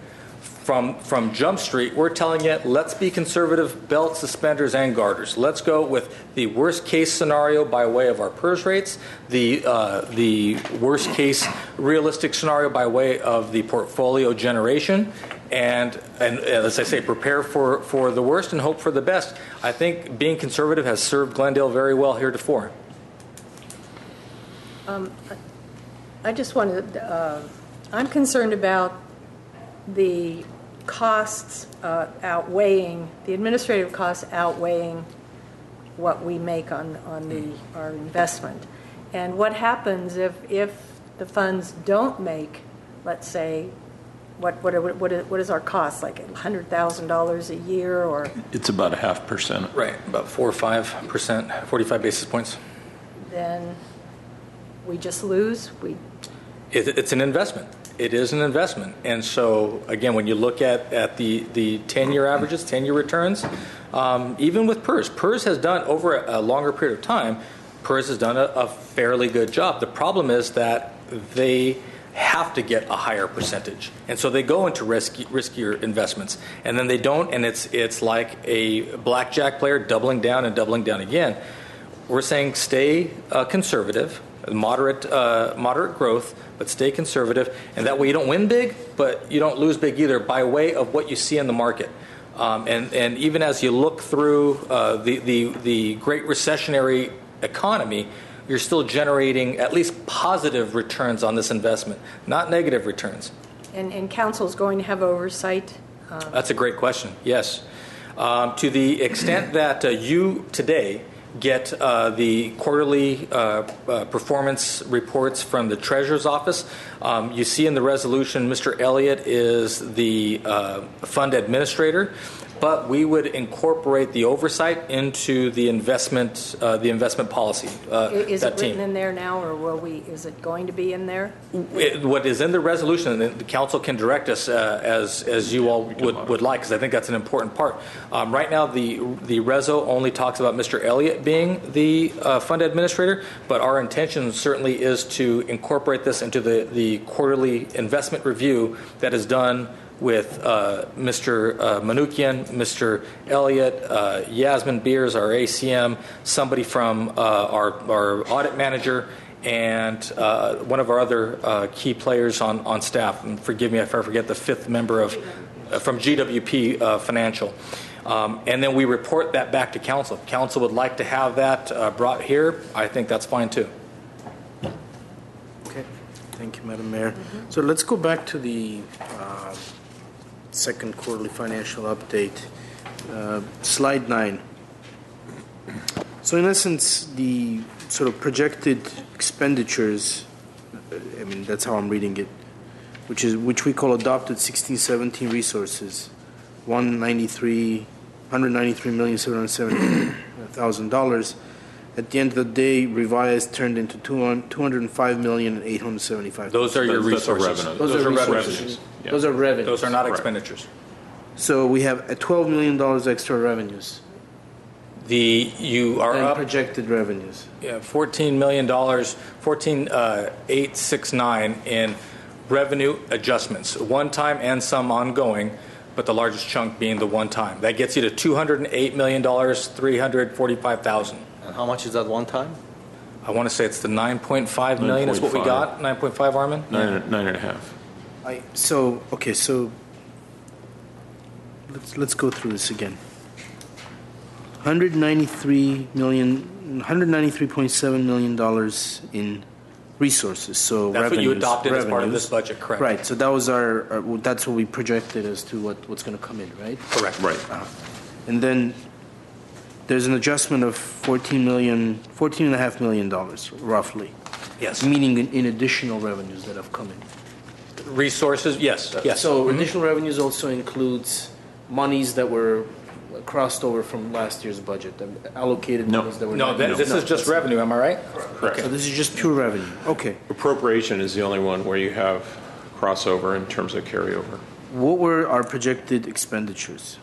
Our expenditures for last year, $194,781. Well, I mean last year, this year, right? This fiscal. Yeah, sorry, this current fiscal year, $194,781. So, as I say, when you adopted the budget, you adopted it with a $1 million deficit. Okay, thank you. All right, so we used to have a $1 million deficit because of pure influx of additional revenues. Revenue and savings.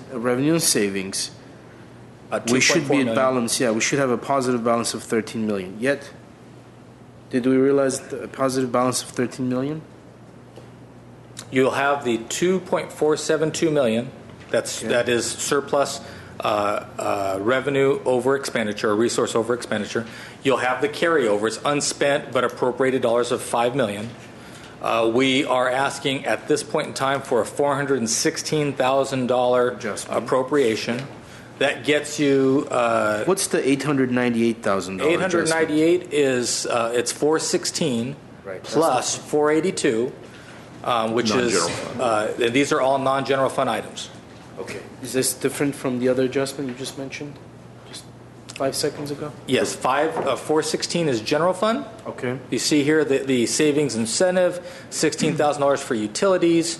Here is $75,000 for centralized irrigation controllers, $100,000 for management or for GTV6 upgrades, $291 for police equipment, and another $16,000 for the community academy coming in from special grants. So all four of these items come from non-general fund sources. So 482 plus 416, which is from the general fund, gets you to that 898.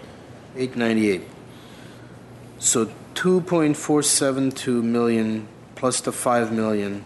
We add another 898. No, we don't. Just the 416. There you go. Okay, but that still doesn't come up to 12. That doesn't balance out at $13 million. So where's the rest of it? Explain to me. The first quarter appropriations, slide 9, Scott. I'm sorry. There you go. There you go. So the 4.1 million in budget carryovers and the 1.9 for the GSA loan transfer, the Recruit Academy, which was the $1.4 million, those all came out. So it nets down to that $7 million. So these are unforeseen expenditures? These are expenditures that we did not calculate into the budget? Is that why they're... Those are adjustments after the adoption of the budget. So the Fire Academy was after that. We didn't have the number. So these are amounts that we have added to the budget.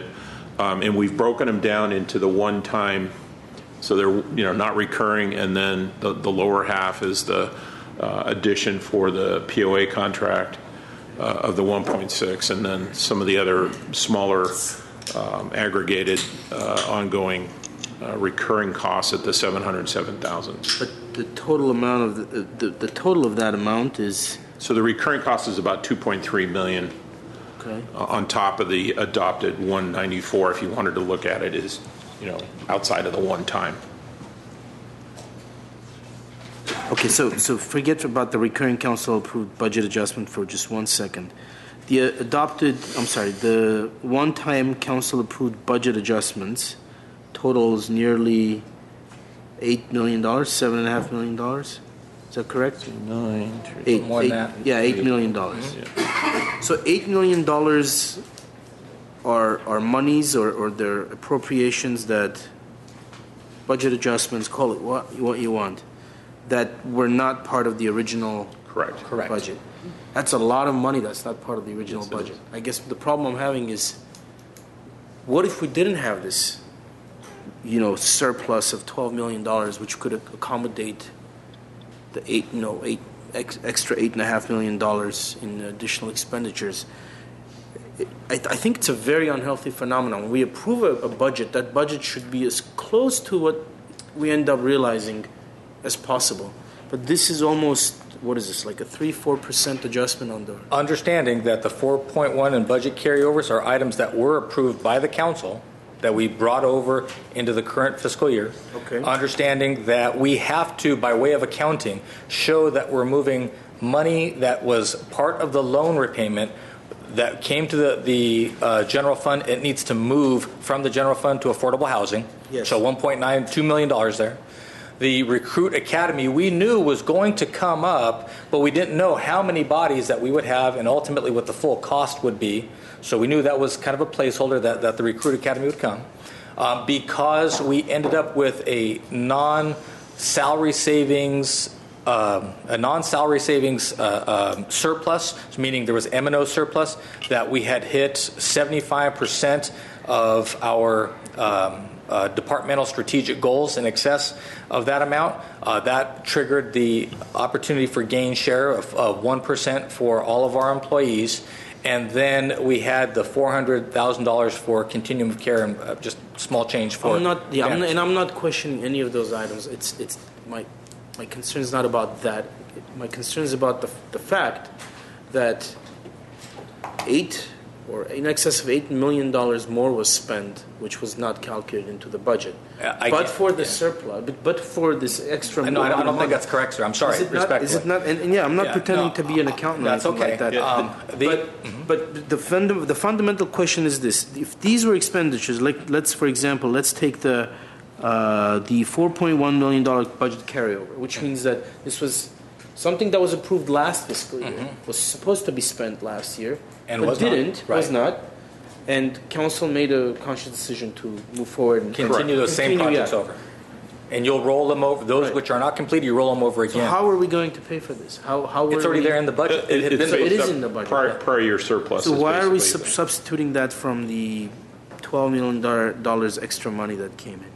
Or, $12 million of extra money that came in. Well, if I can try, it's really it's a timing issue. So if we had unspent appropriations in the prior year, so we didn't spend the money, that shows up in our fund balance by an increase to the fund balance. So we didn't spend $5 million, our fund balance, assuming all our revenues come in, our fund balance goes up $5 million.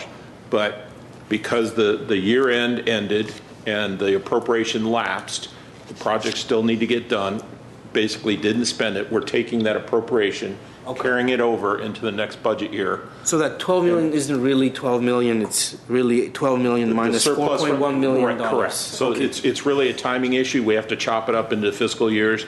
So the surplus, that's why we did add it in and then deduct it back out. I would submit to you that if you look for quote-unquote unforeseen expenses, Yes, I was going to make my next then question. I would say your firefighter recruit training academy, even though we knew it was coming, we knew that there would be a cost, but what that exact cost was, and it wasn't part of the budget, that would be an element. And the gain share certainly has to be. Well, not necessarily, because the council retains the authority, as you have in the past, not to give a full 1%. Could have been a 0.25%, could have been a 0.5%. Ultimately, the council, I think, in the year prior, didn't do a gain share, even though the targets were met, just because the city we didn't believe that we could afford it by council's direction. And so that amount truly is one time. It sits alone by itself. I would suggest I think we did gain share 2 years in a row. I'm pretty sure.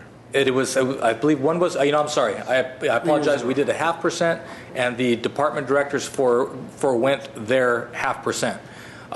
In lieu of the other employees. The continuum of care as a one-off, I guess you could look at that, and the recruit academy as things that should be part of the budget, that could be part of the budget. The other items, not so much. So more like $2.5 million, $2.8 million. And even though Chief Fish is not here, I would submit to you that we, again, knew that there would be a recruit academy, just didn't know what the actual cost would be and ultimately what the timing would be. So we didn't put it in the budget, knew that we would come back and hit it in the mid-budget cycle. Okay.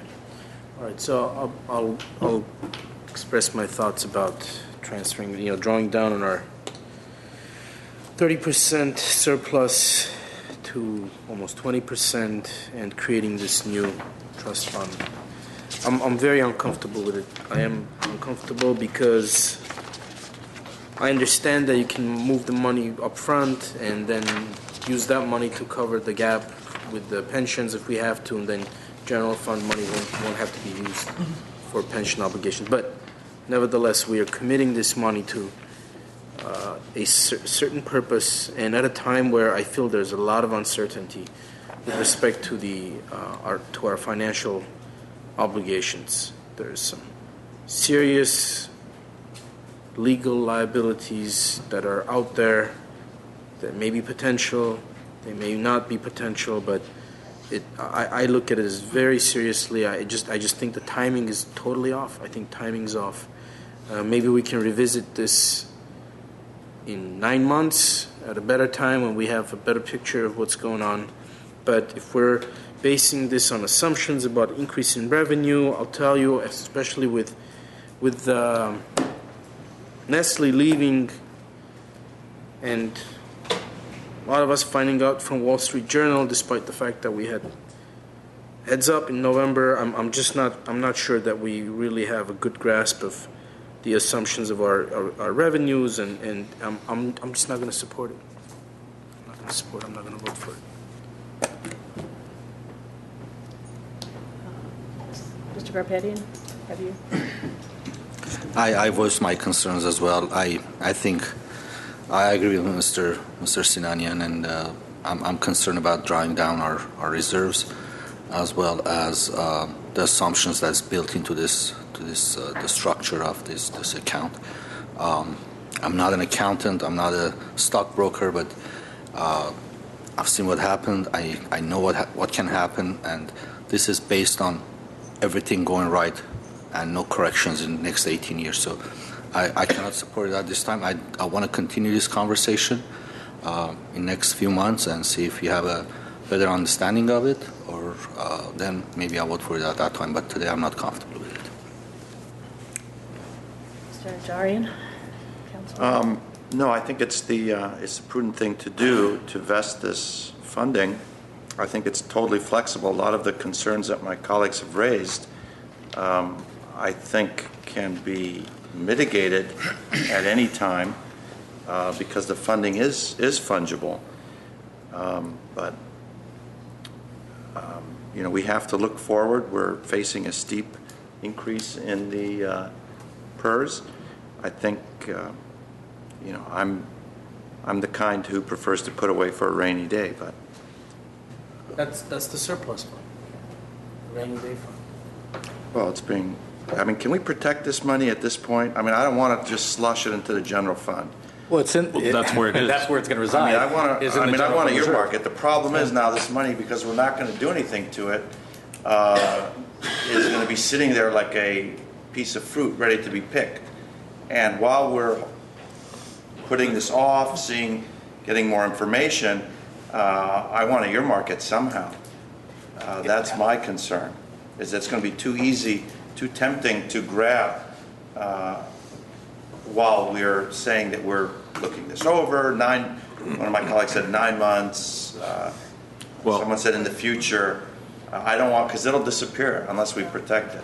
And we'll be losing interest if we wait. Correct, and that was my next point. Bear in mind, there is an opportunity. It could disappear to higher salaries and other benefits at such time as we begin labor negotiations with other groups. They're going to say, look at all this extra money you have. I think the way to look at it, and to your point, if you look at that upper line, the cash is still going to be attributable to the general fund surplus. So, I mean, really what we're doing here is having a sidecar vehicle for earning a higher rate of return on cash that would otherwise sit in the Treasury earning 1.5%. I mean, it's no different than, I know if my kid's 3 years old and I know they're going to go to college, do I wait and pay the fees when they enroll at age 18, or do I start socking money away and offset that cost 15 years from now? So, I mean, in simple terms, that's kind of what we're trying to do.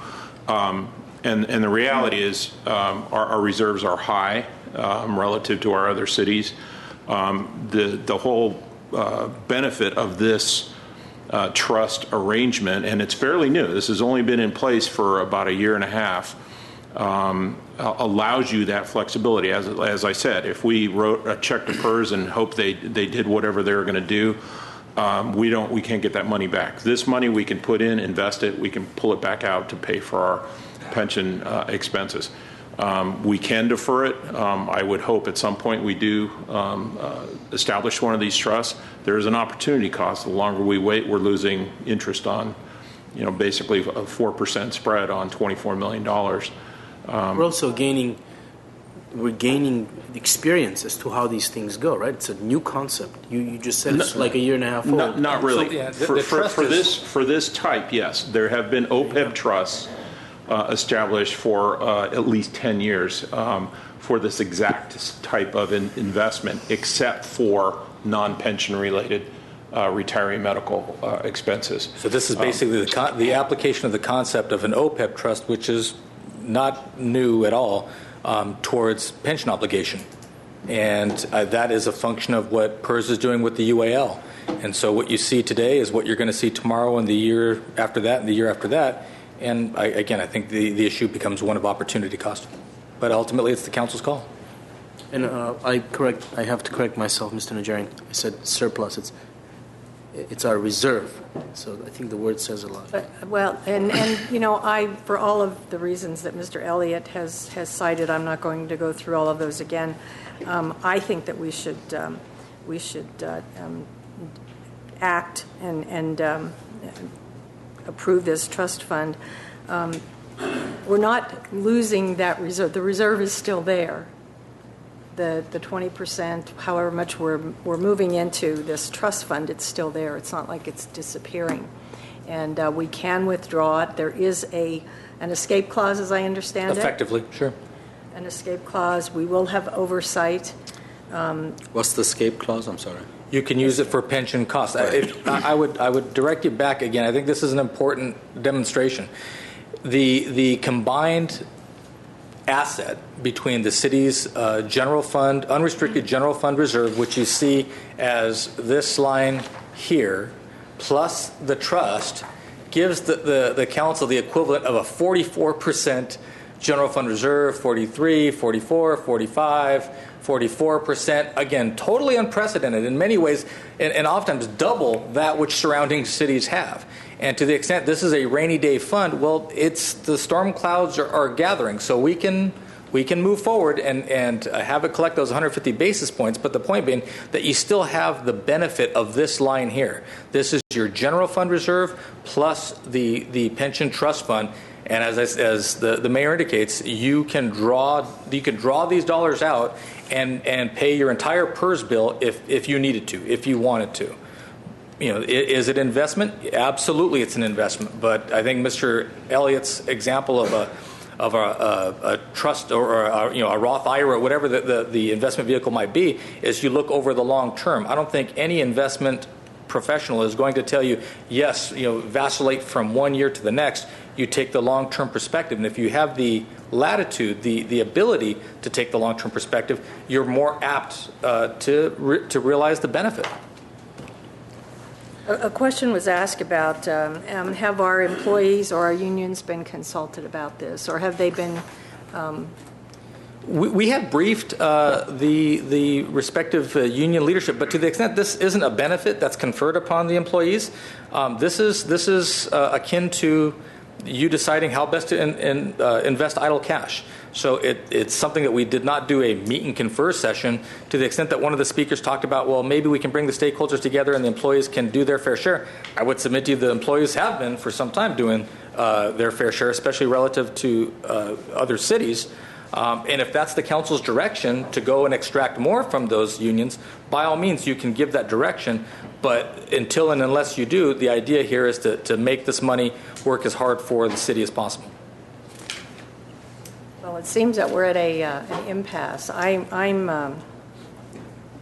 would encourage my colleagues to rethink their decisions, but ultimately it is your decision on whether we move forward on this. I think it is a step forward, and I think that's what we have to be doing. We have to be thinking about our pension liabilities and our ability to pay those liabilities off, and I'm all for this. So is there a motion? Well, we have about with all due four respect, of them. let me see if I can respond. Yeah, if I can respond.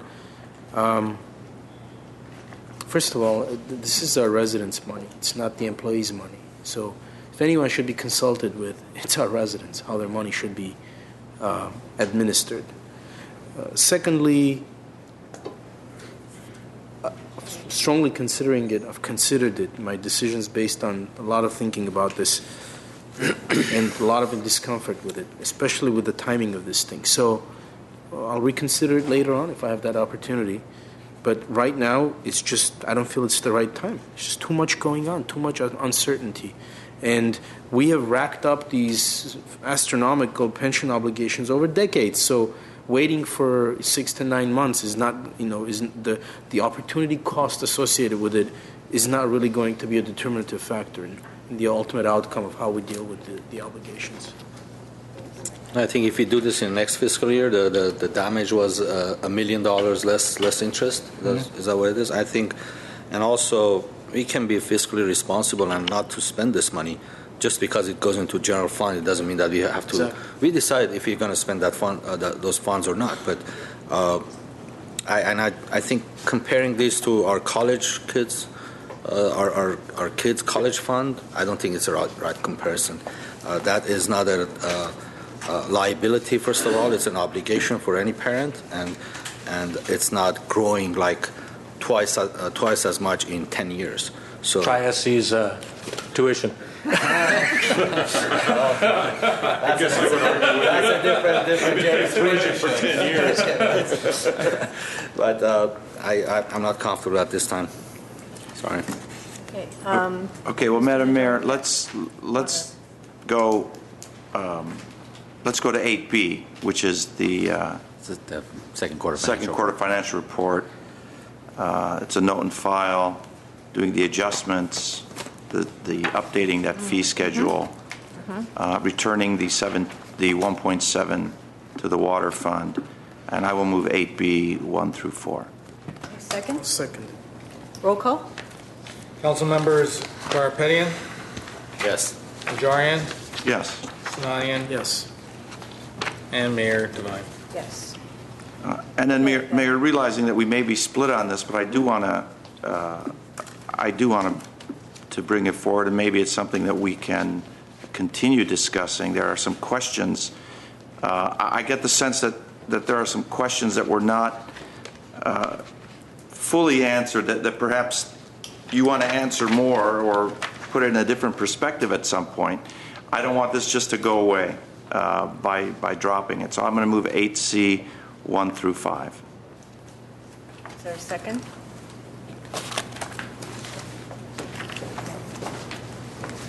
So I guess I'm asking, would you pass the gavel, realizing that we're going to have a tie on this, but this will keep it on the forefront and with your All right, I'll pass it. with your discretion as to placing it on the agenda In the near future? as you see fit. Madam Mayor, members of council, in the event of a tie vote, the item will return on the agenda until such time as it's either With what kind of frequency?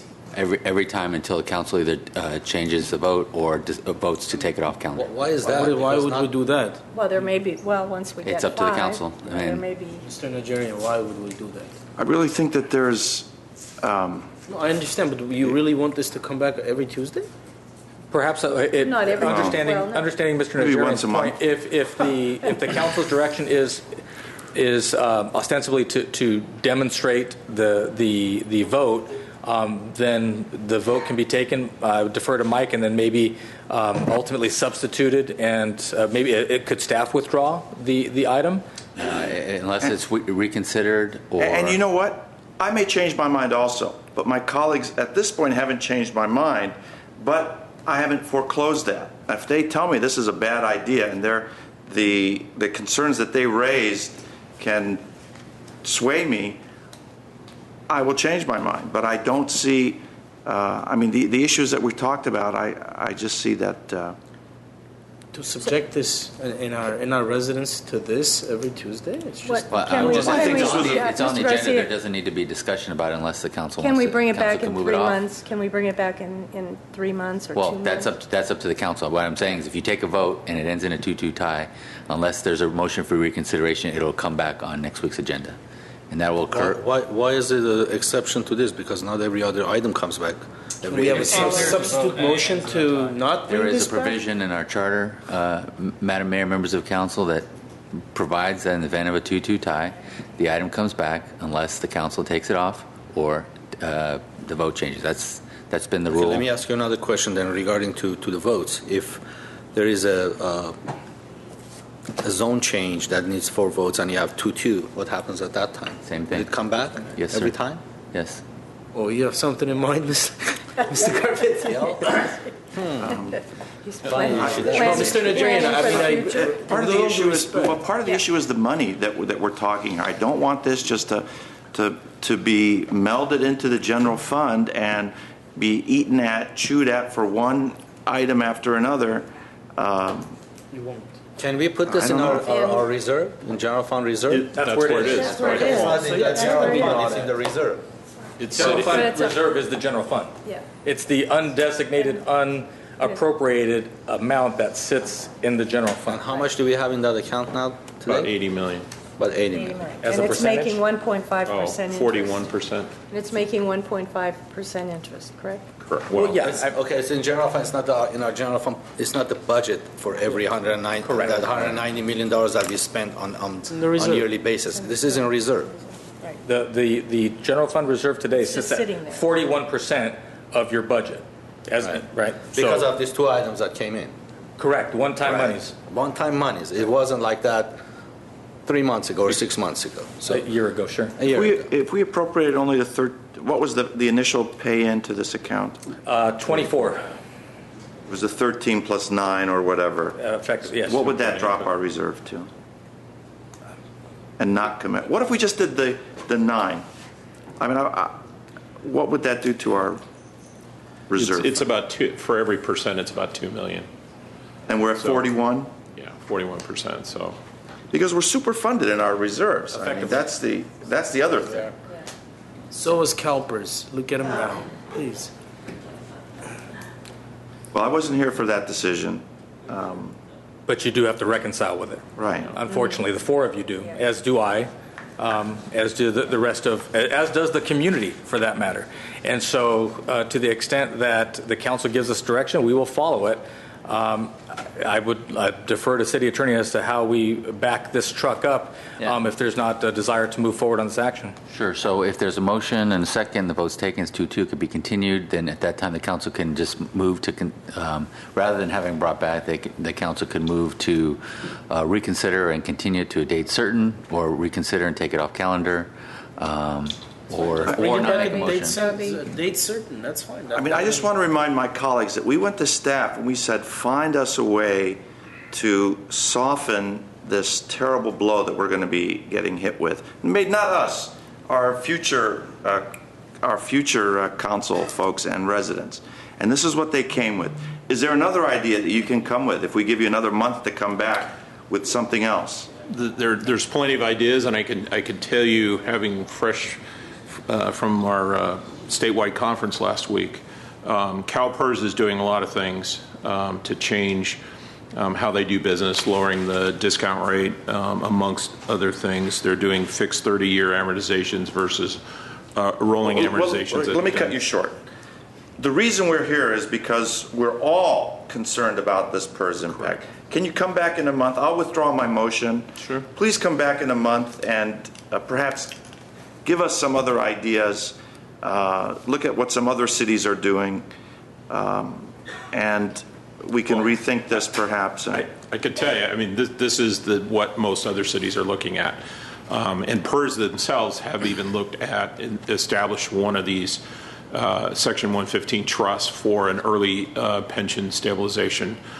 So we can, they have that opportunity to provide it for their member agencies. PARS was just first to the table, so to speak. Okay, well, we didn't know that. That didn't come out. But please, let's bring it back in a month if that's okay. And I have another question. I asked about PERS and their investments, and it was my understanding that PARS, the group that we're thinking about going with, will make different types of investments than PERS, which are perhaps more reliable, more...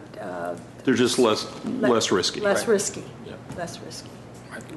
Well, in the stock world, high risk, high rewards, and if the PERS can make it, and also when you bring a report back, also consider the up and down of the market. We do. I mean, that's part of this discussion, right? I mean, just we wouldn't have brought it to you if it wasn't. Okay. Okay, so I'll withdraw my motion and hopefully get support that staff come back in 30 days, or as... You don't like that, Mr. Ochoa? No, I was looking at... You're going, again. He likes. Okay, so... And give us some ideas. We're trying to crack this problem. This was certainly one method. I applaud staff's hard work in it. We don't have the support on council, but let's not quit trying to solve this problem. So without a second on the motion, it dies, and it'll come back in... The motion was withdrawn. I'll withdraw the motion. Okay, and the report will come back in a few weeks. Okay, thank you. Next item, please. Item D is Director of Human Resources regarding resolution on the City of Glendale providing for establishment of classification titles and compensation for employees of the City of Glendale. One is GCA and GCA confidential classifications. Two is GMA and GMA exempt classifications. And Mr. Ochoa. Mr. Doyle, you want to walk us through this one? Madam Mayor, members of the council, this item before you are the classification and compensation resolutions for both the GCEA and GMA bargaining groups. Whenever changes are made to the salary tables, salary grades, or new classifications are established, this action requires an amendment to these resolutions by the City Council. In this instance, we're looking at some minor reorganization within some of the city departments, somewhat typical at this time of the year in the mid-year budget. But the primary component of this item is what we have come to be known as the compensation alignment process. And this is really a targeted effort to look at those classifications citywide where we feel vulnerable, that are most vulnerable to recruitment and retention challenges. The idea here is to try to maintain a competitive stature in the labor market with our compensation. This is not something that was even initiated by our employee associations. This is a managerial objective to try and establish really a competitive stature in our compensation. What this process began with was meeting with the executive team, where each of the executives sat in a room and determined what areas do they feel they have positions that are either extremely difficult to fill in this current labor market or are experiencing retention issues with the positions that they're staffing.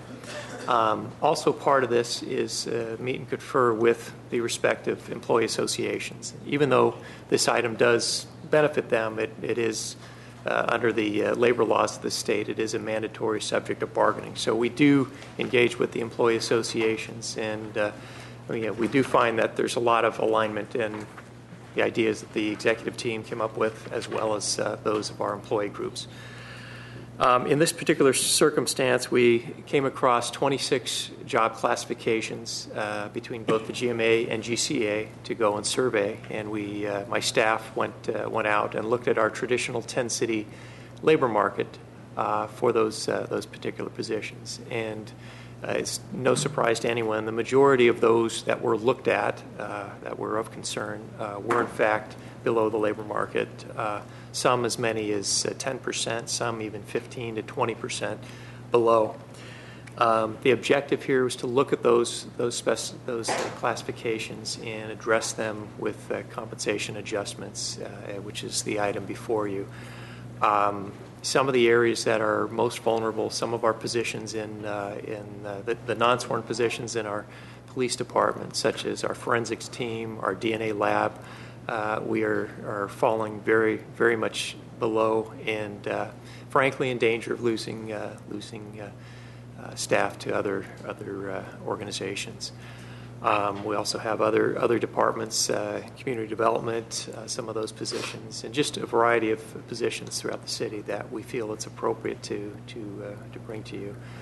Again, this is not an across-the-board type of an increase amongst these employee groups. It's actually a very small percentage of really targeted positions amongst both our GMA and GCA groups that we're focusing on. That pretty much concludes my presentation. If you have questions, I can hopefully try and answer them. We also have members, several of the departments heads are here as well. Thank you. I have one card, Mike Mohill.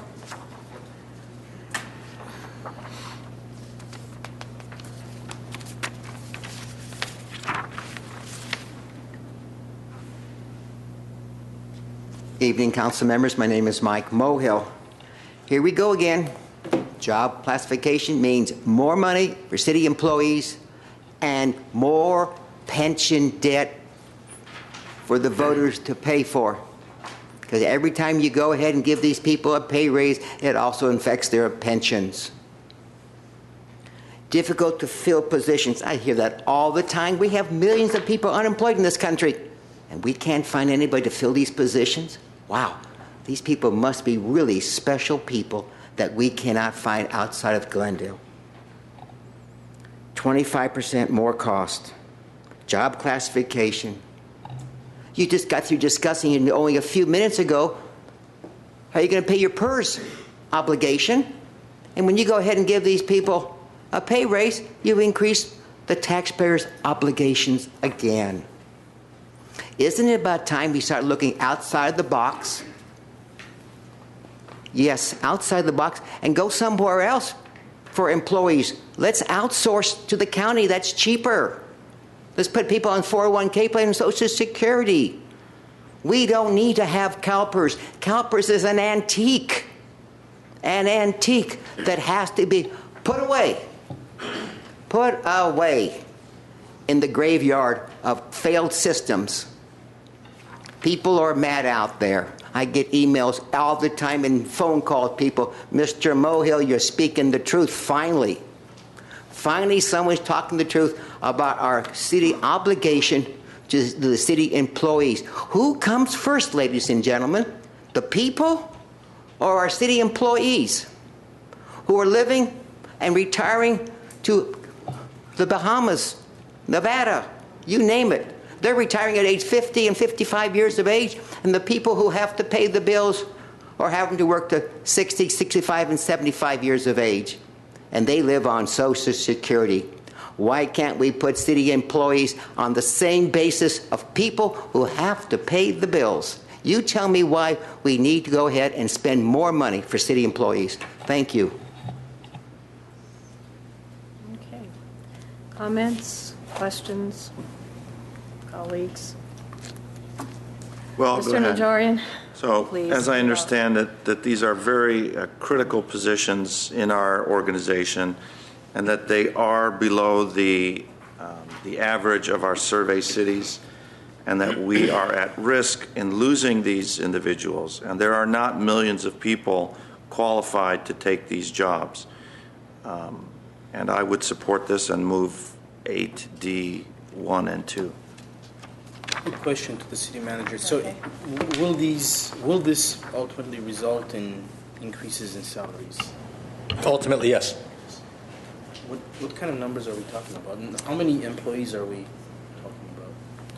The cost prorated for the rest of this fiscal year, I believe, is $89,000. Next year, the aggregate cost increase is $240,000. Then it drops off to $40,000, and I believe 60 and then 40, if I remember correctly. 80 and 40, my corrections. Again, on a $200 million general fund budget, $800 million total city budget. These are... There are, at the GCEA group, there would be a total of 21 positions impacted, and amongst the GMA group, 17. Out of 1,584 full-time equivalent bodies as part of this budget year.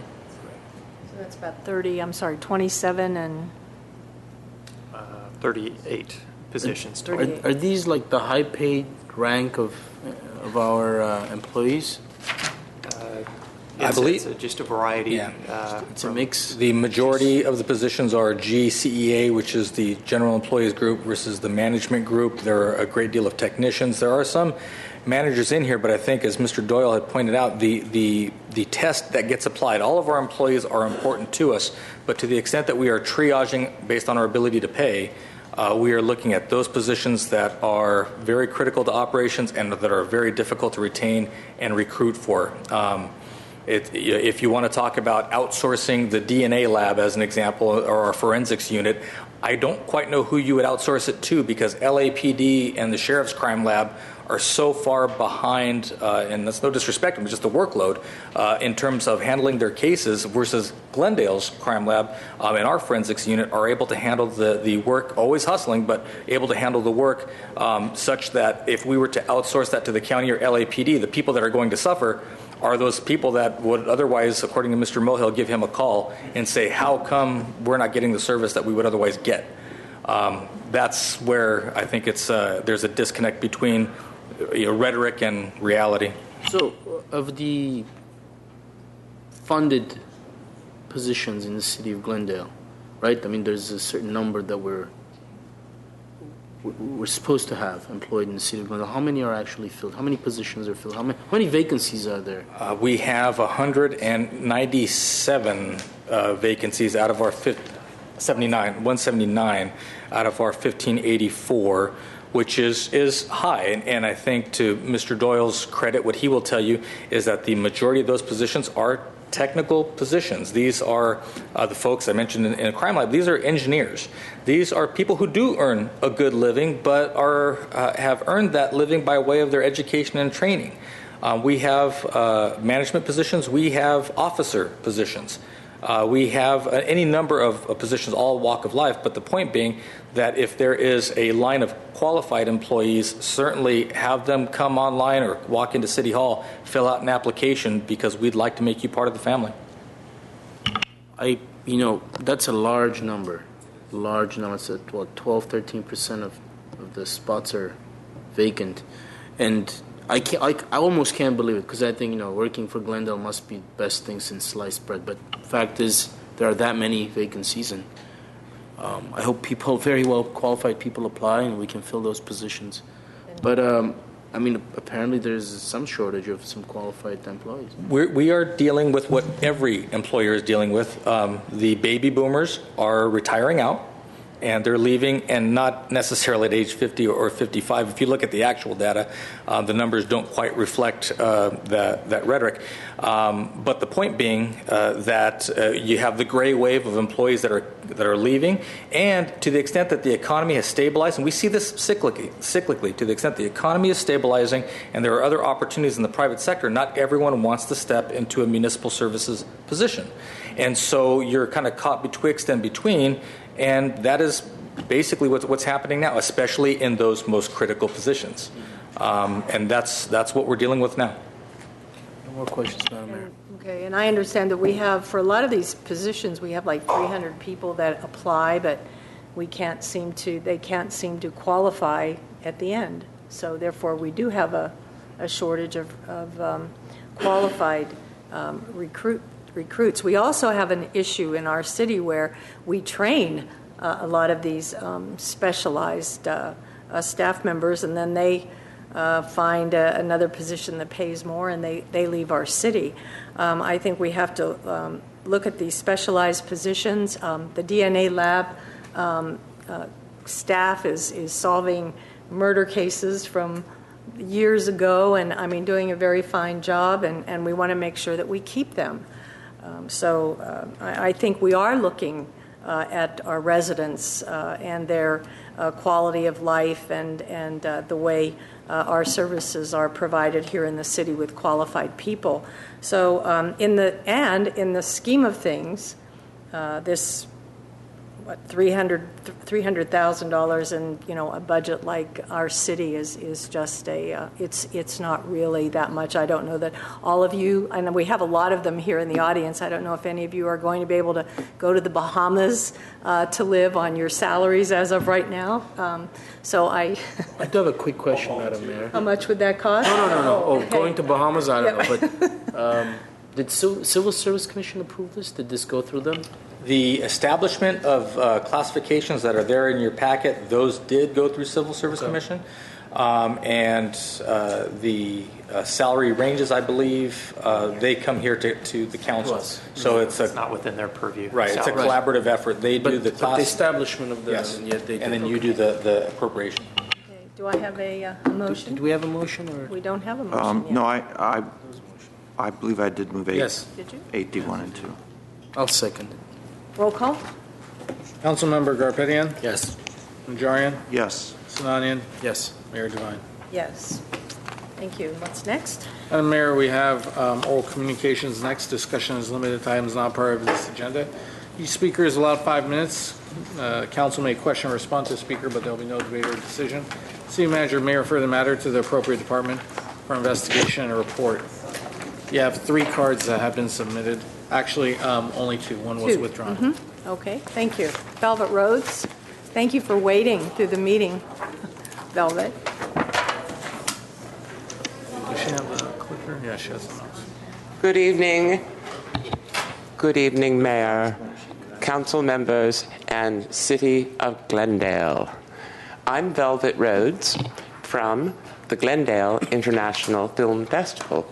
This is Thomas Salonga, who is the vice president of our nonprofit corporation.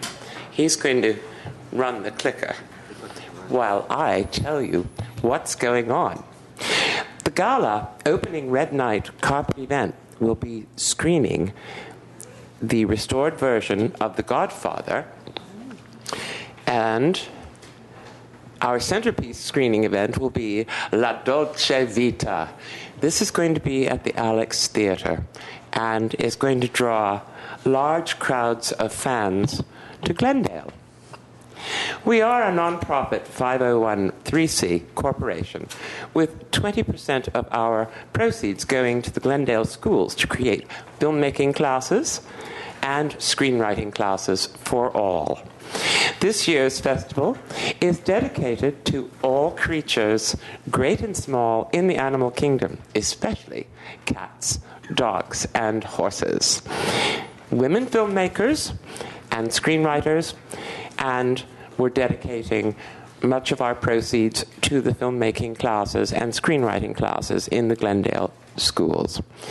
We seek the highest quality of films and screenplays.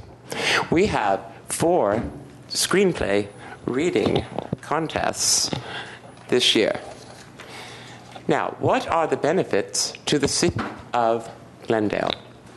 Our mission is to give the opportunity for filmmakers and screenwriters to showcase their works, as well as giving the audience a unique experience. In essence, films you may not see anywhere else.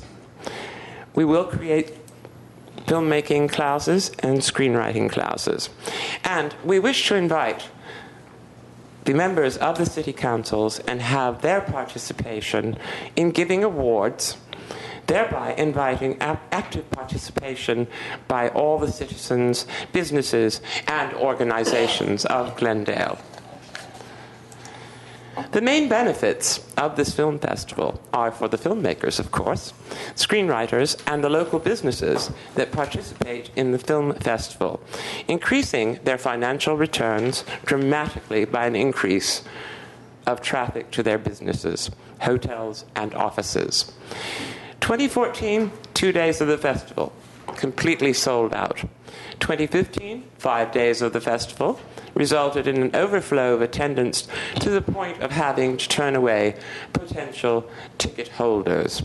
2016 was an 8-day festival at 2 venues, sold out opening night, and resulted in over $10,000 in ticket sales. 2016, festival attendees stayed in hotels, ate in the restaurants, and went shopping at the Americana and the Galleria, and spent lots of money in Glendale.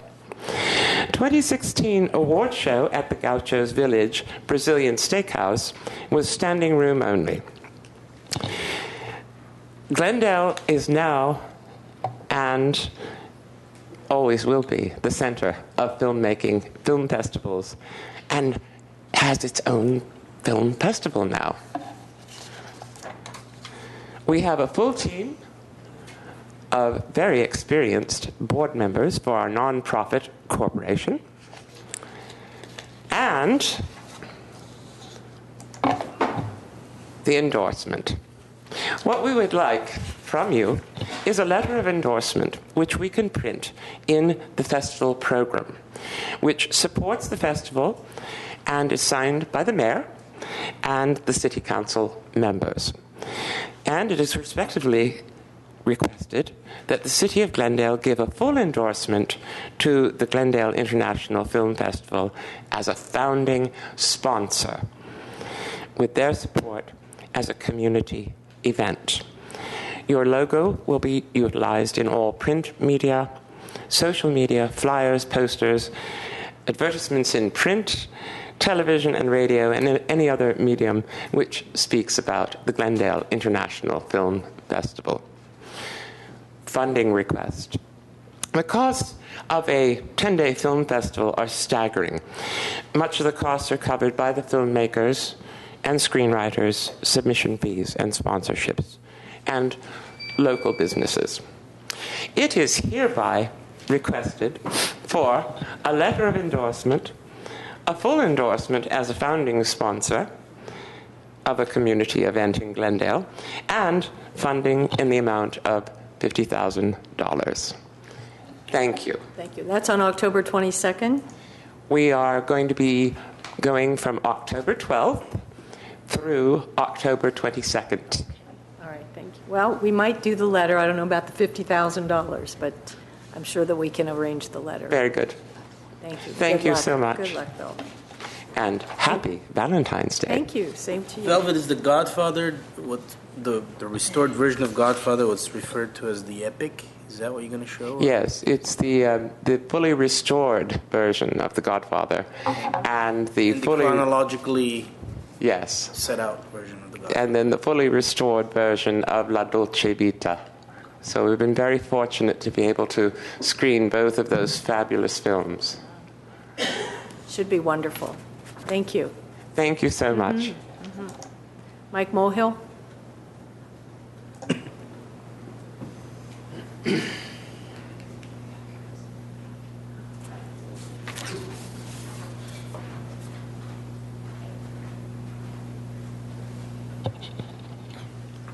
Good evening, council members. My name is Mike Mohill.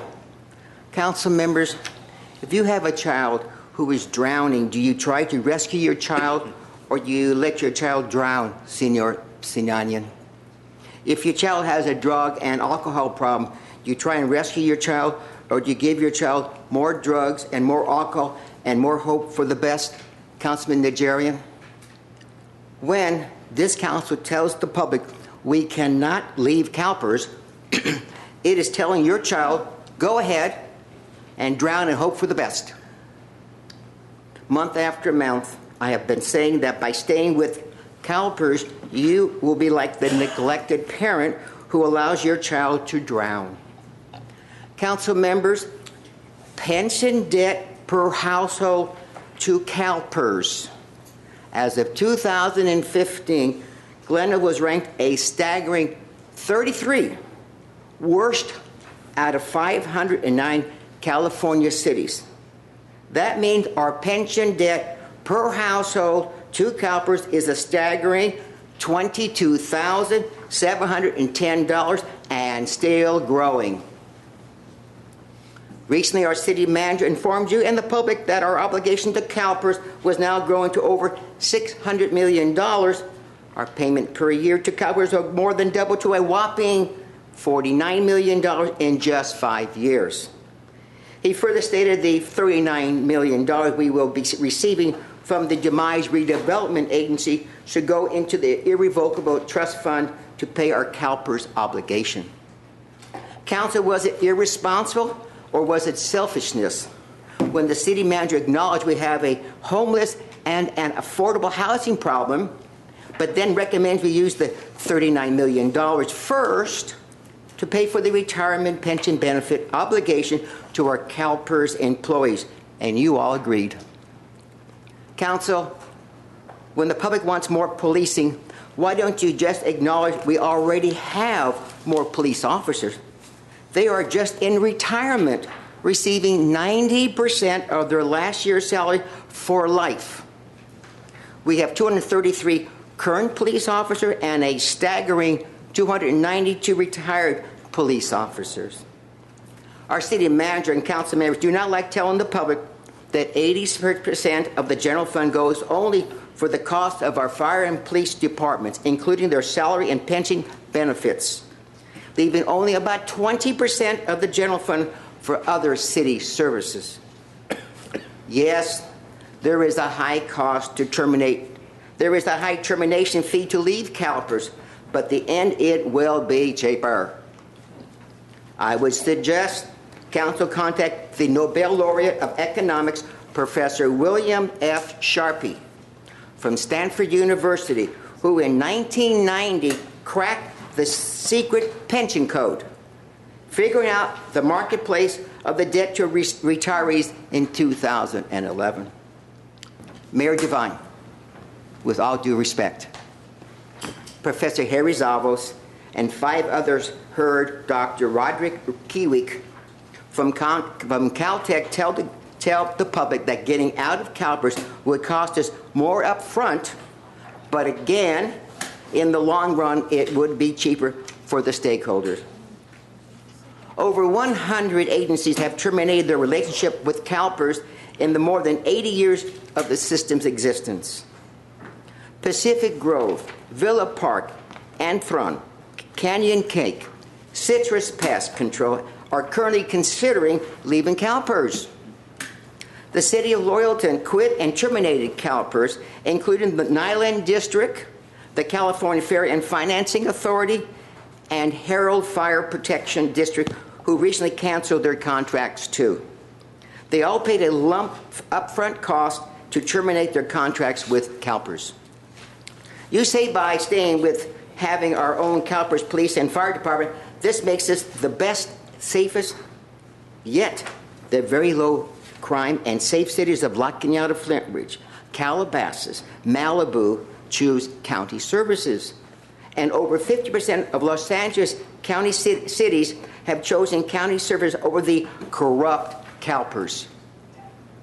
Councilman Najarian, with all due respect, last week you said to me you received more money against yourself than for yourself from the unions.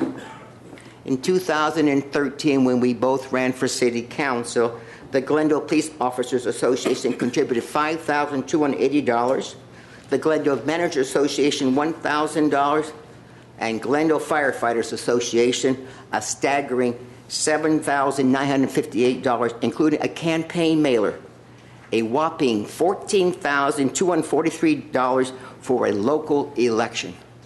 Thank you very much. Can I ask Mr. Mulhill a question? How much did those cities pay to get out of CalPERS? Mr. Lloyd, do you know that?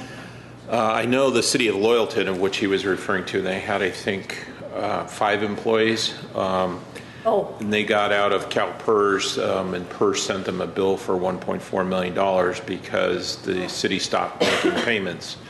Our situation, and we've brought this forward in the past, is our unfunded termination liability, depending on the discount rate that you use, is anywhere from $1.3 billion to $2.2 billion. A check we would have to write the second we get out of PERS, and then we'd have to sign up for Social Security and provide a 401k for our employees. So really an unrealistic issue about getting out of PERS, as we have stated over and over. On top of that, if I may, if you give me the indulgence, our average PERS benefits for all our safety employees is $57,000 a year, and for our miscellaneous employees is $30,000 per year, straight out of the PERS record. So this, $200,000 pensions, while some do exist, the average is far below that. Madam Mayor, if we could, when you come back in a month's time or so as we discuss this pension issue, could you please address the points that this professor at Caltech I think Madam Mayor can address those. She was there. I mean, I know you said that they have to go bankrupt, but no, he said the only way that this problem can be solved is through legislation. There is no getting out. It's too expensive. We could never afford that. The only way that the pension problem can be solved is through legislation. So the state will be litigated, no doubt, but still ultimately it's legislated.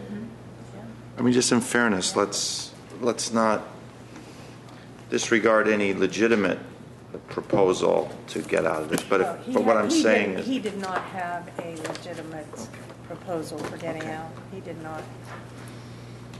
So he was saying that you can legislate out of a vested pension? He says the legislation has to change pension.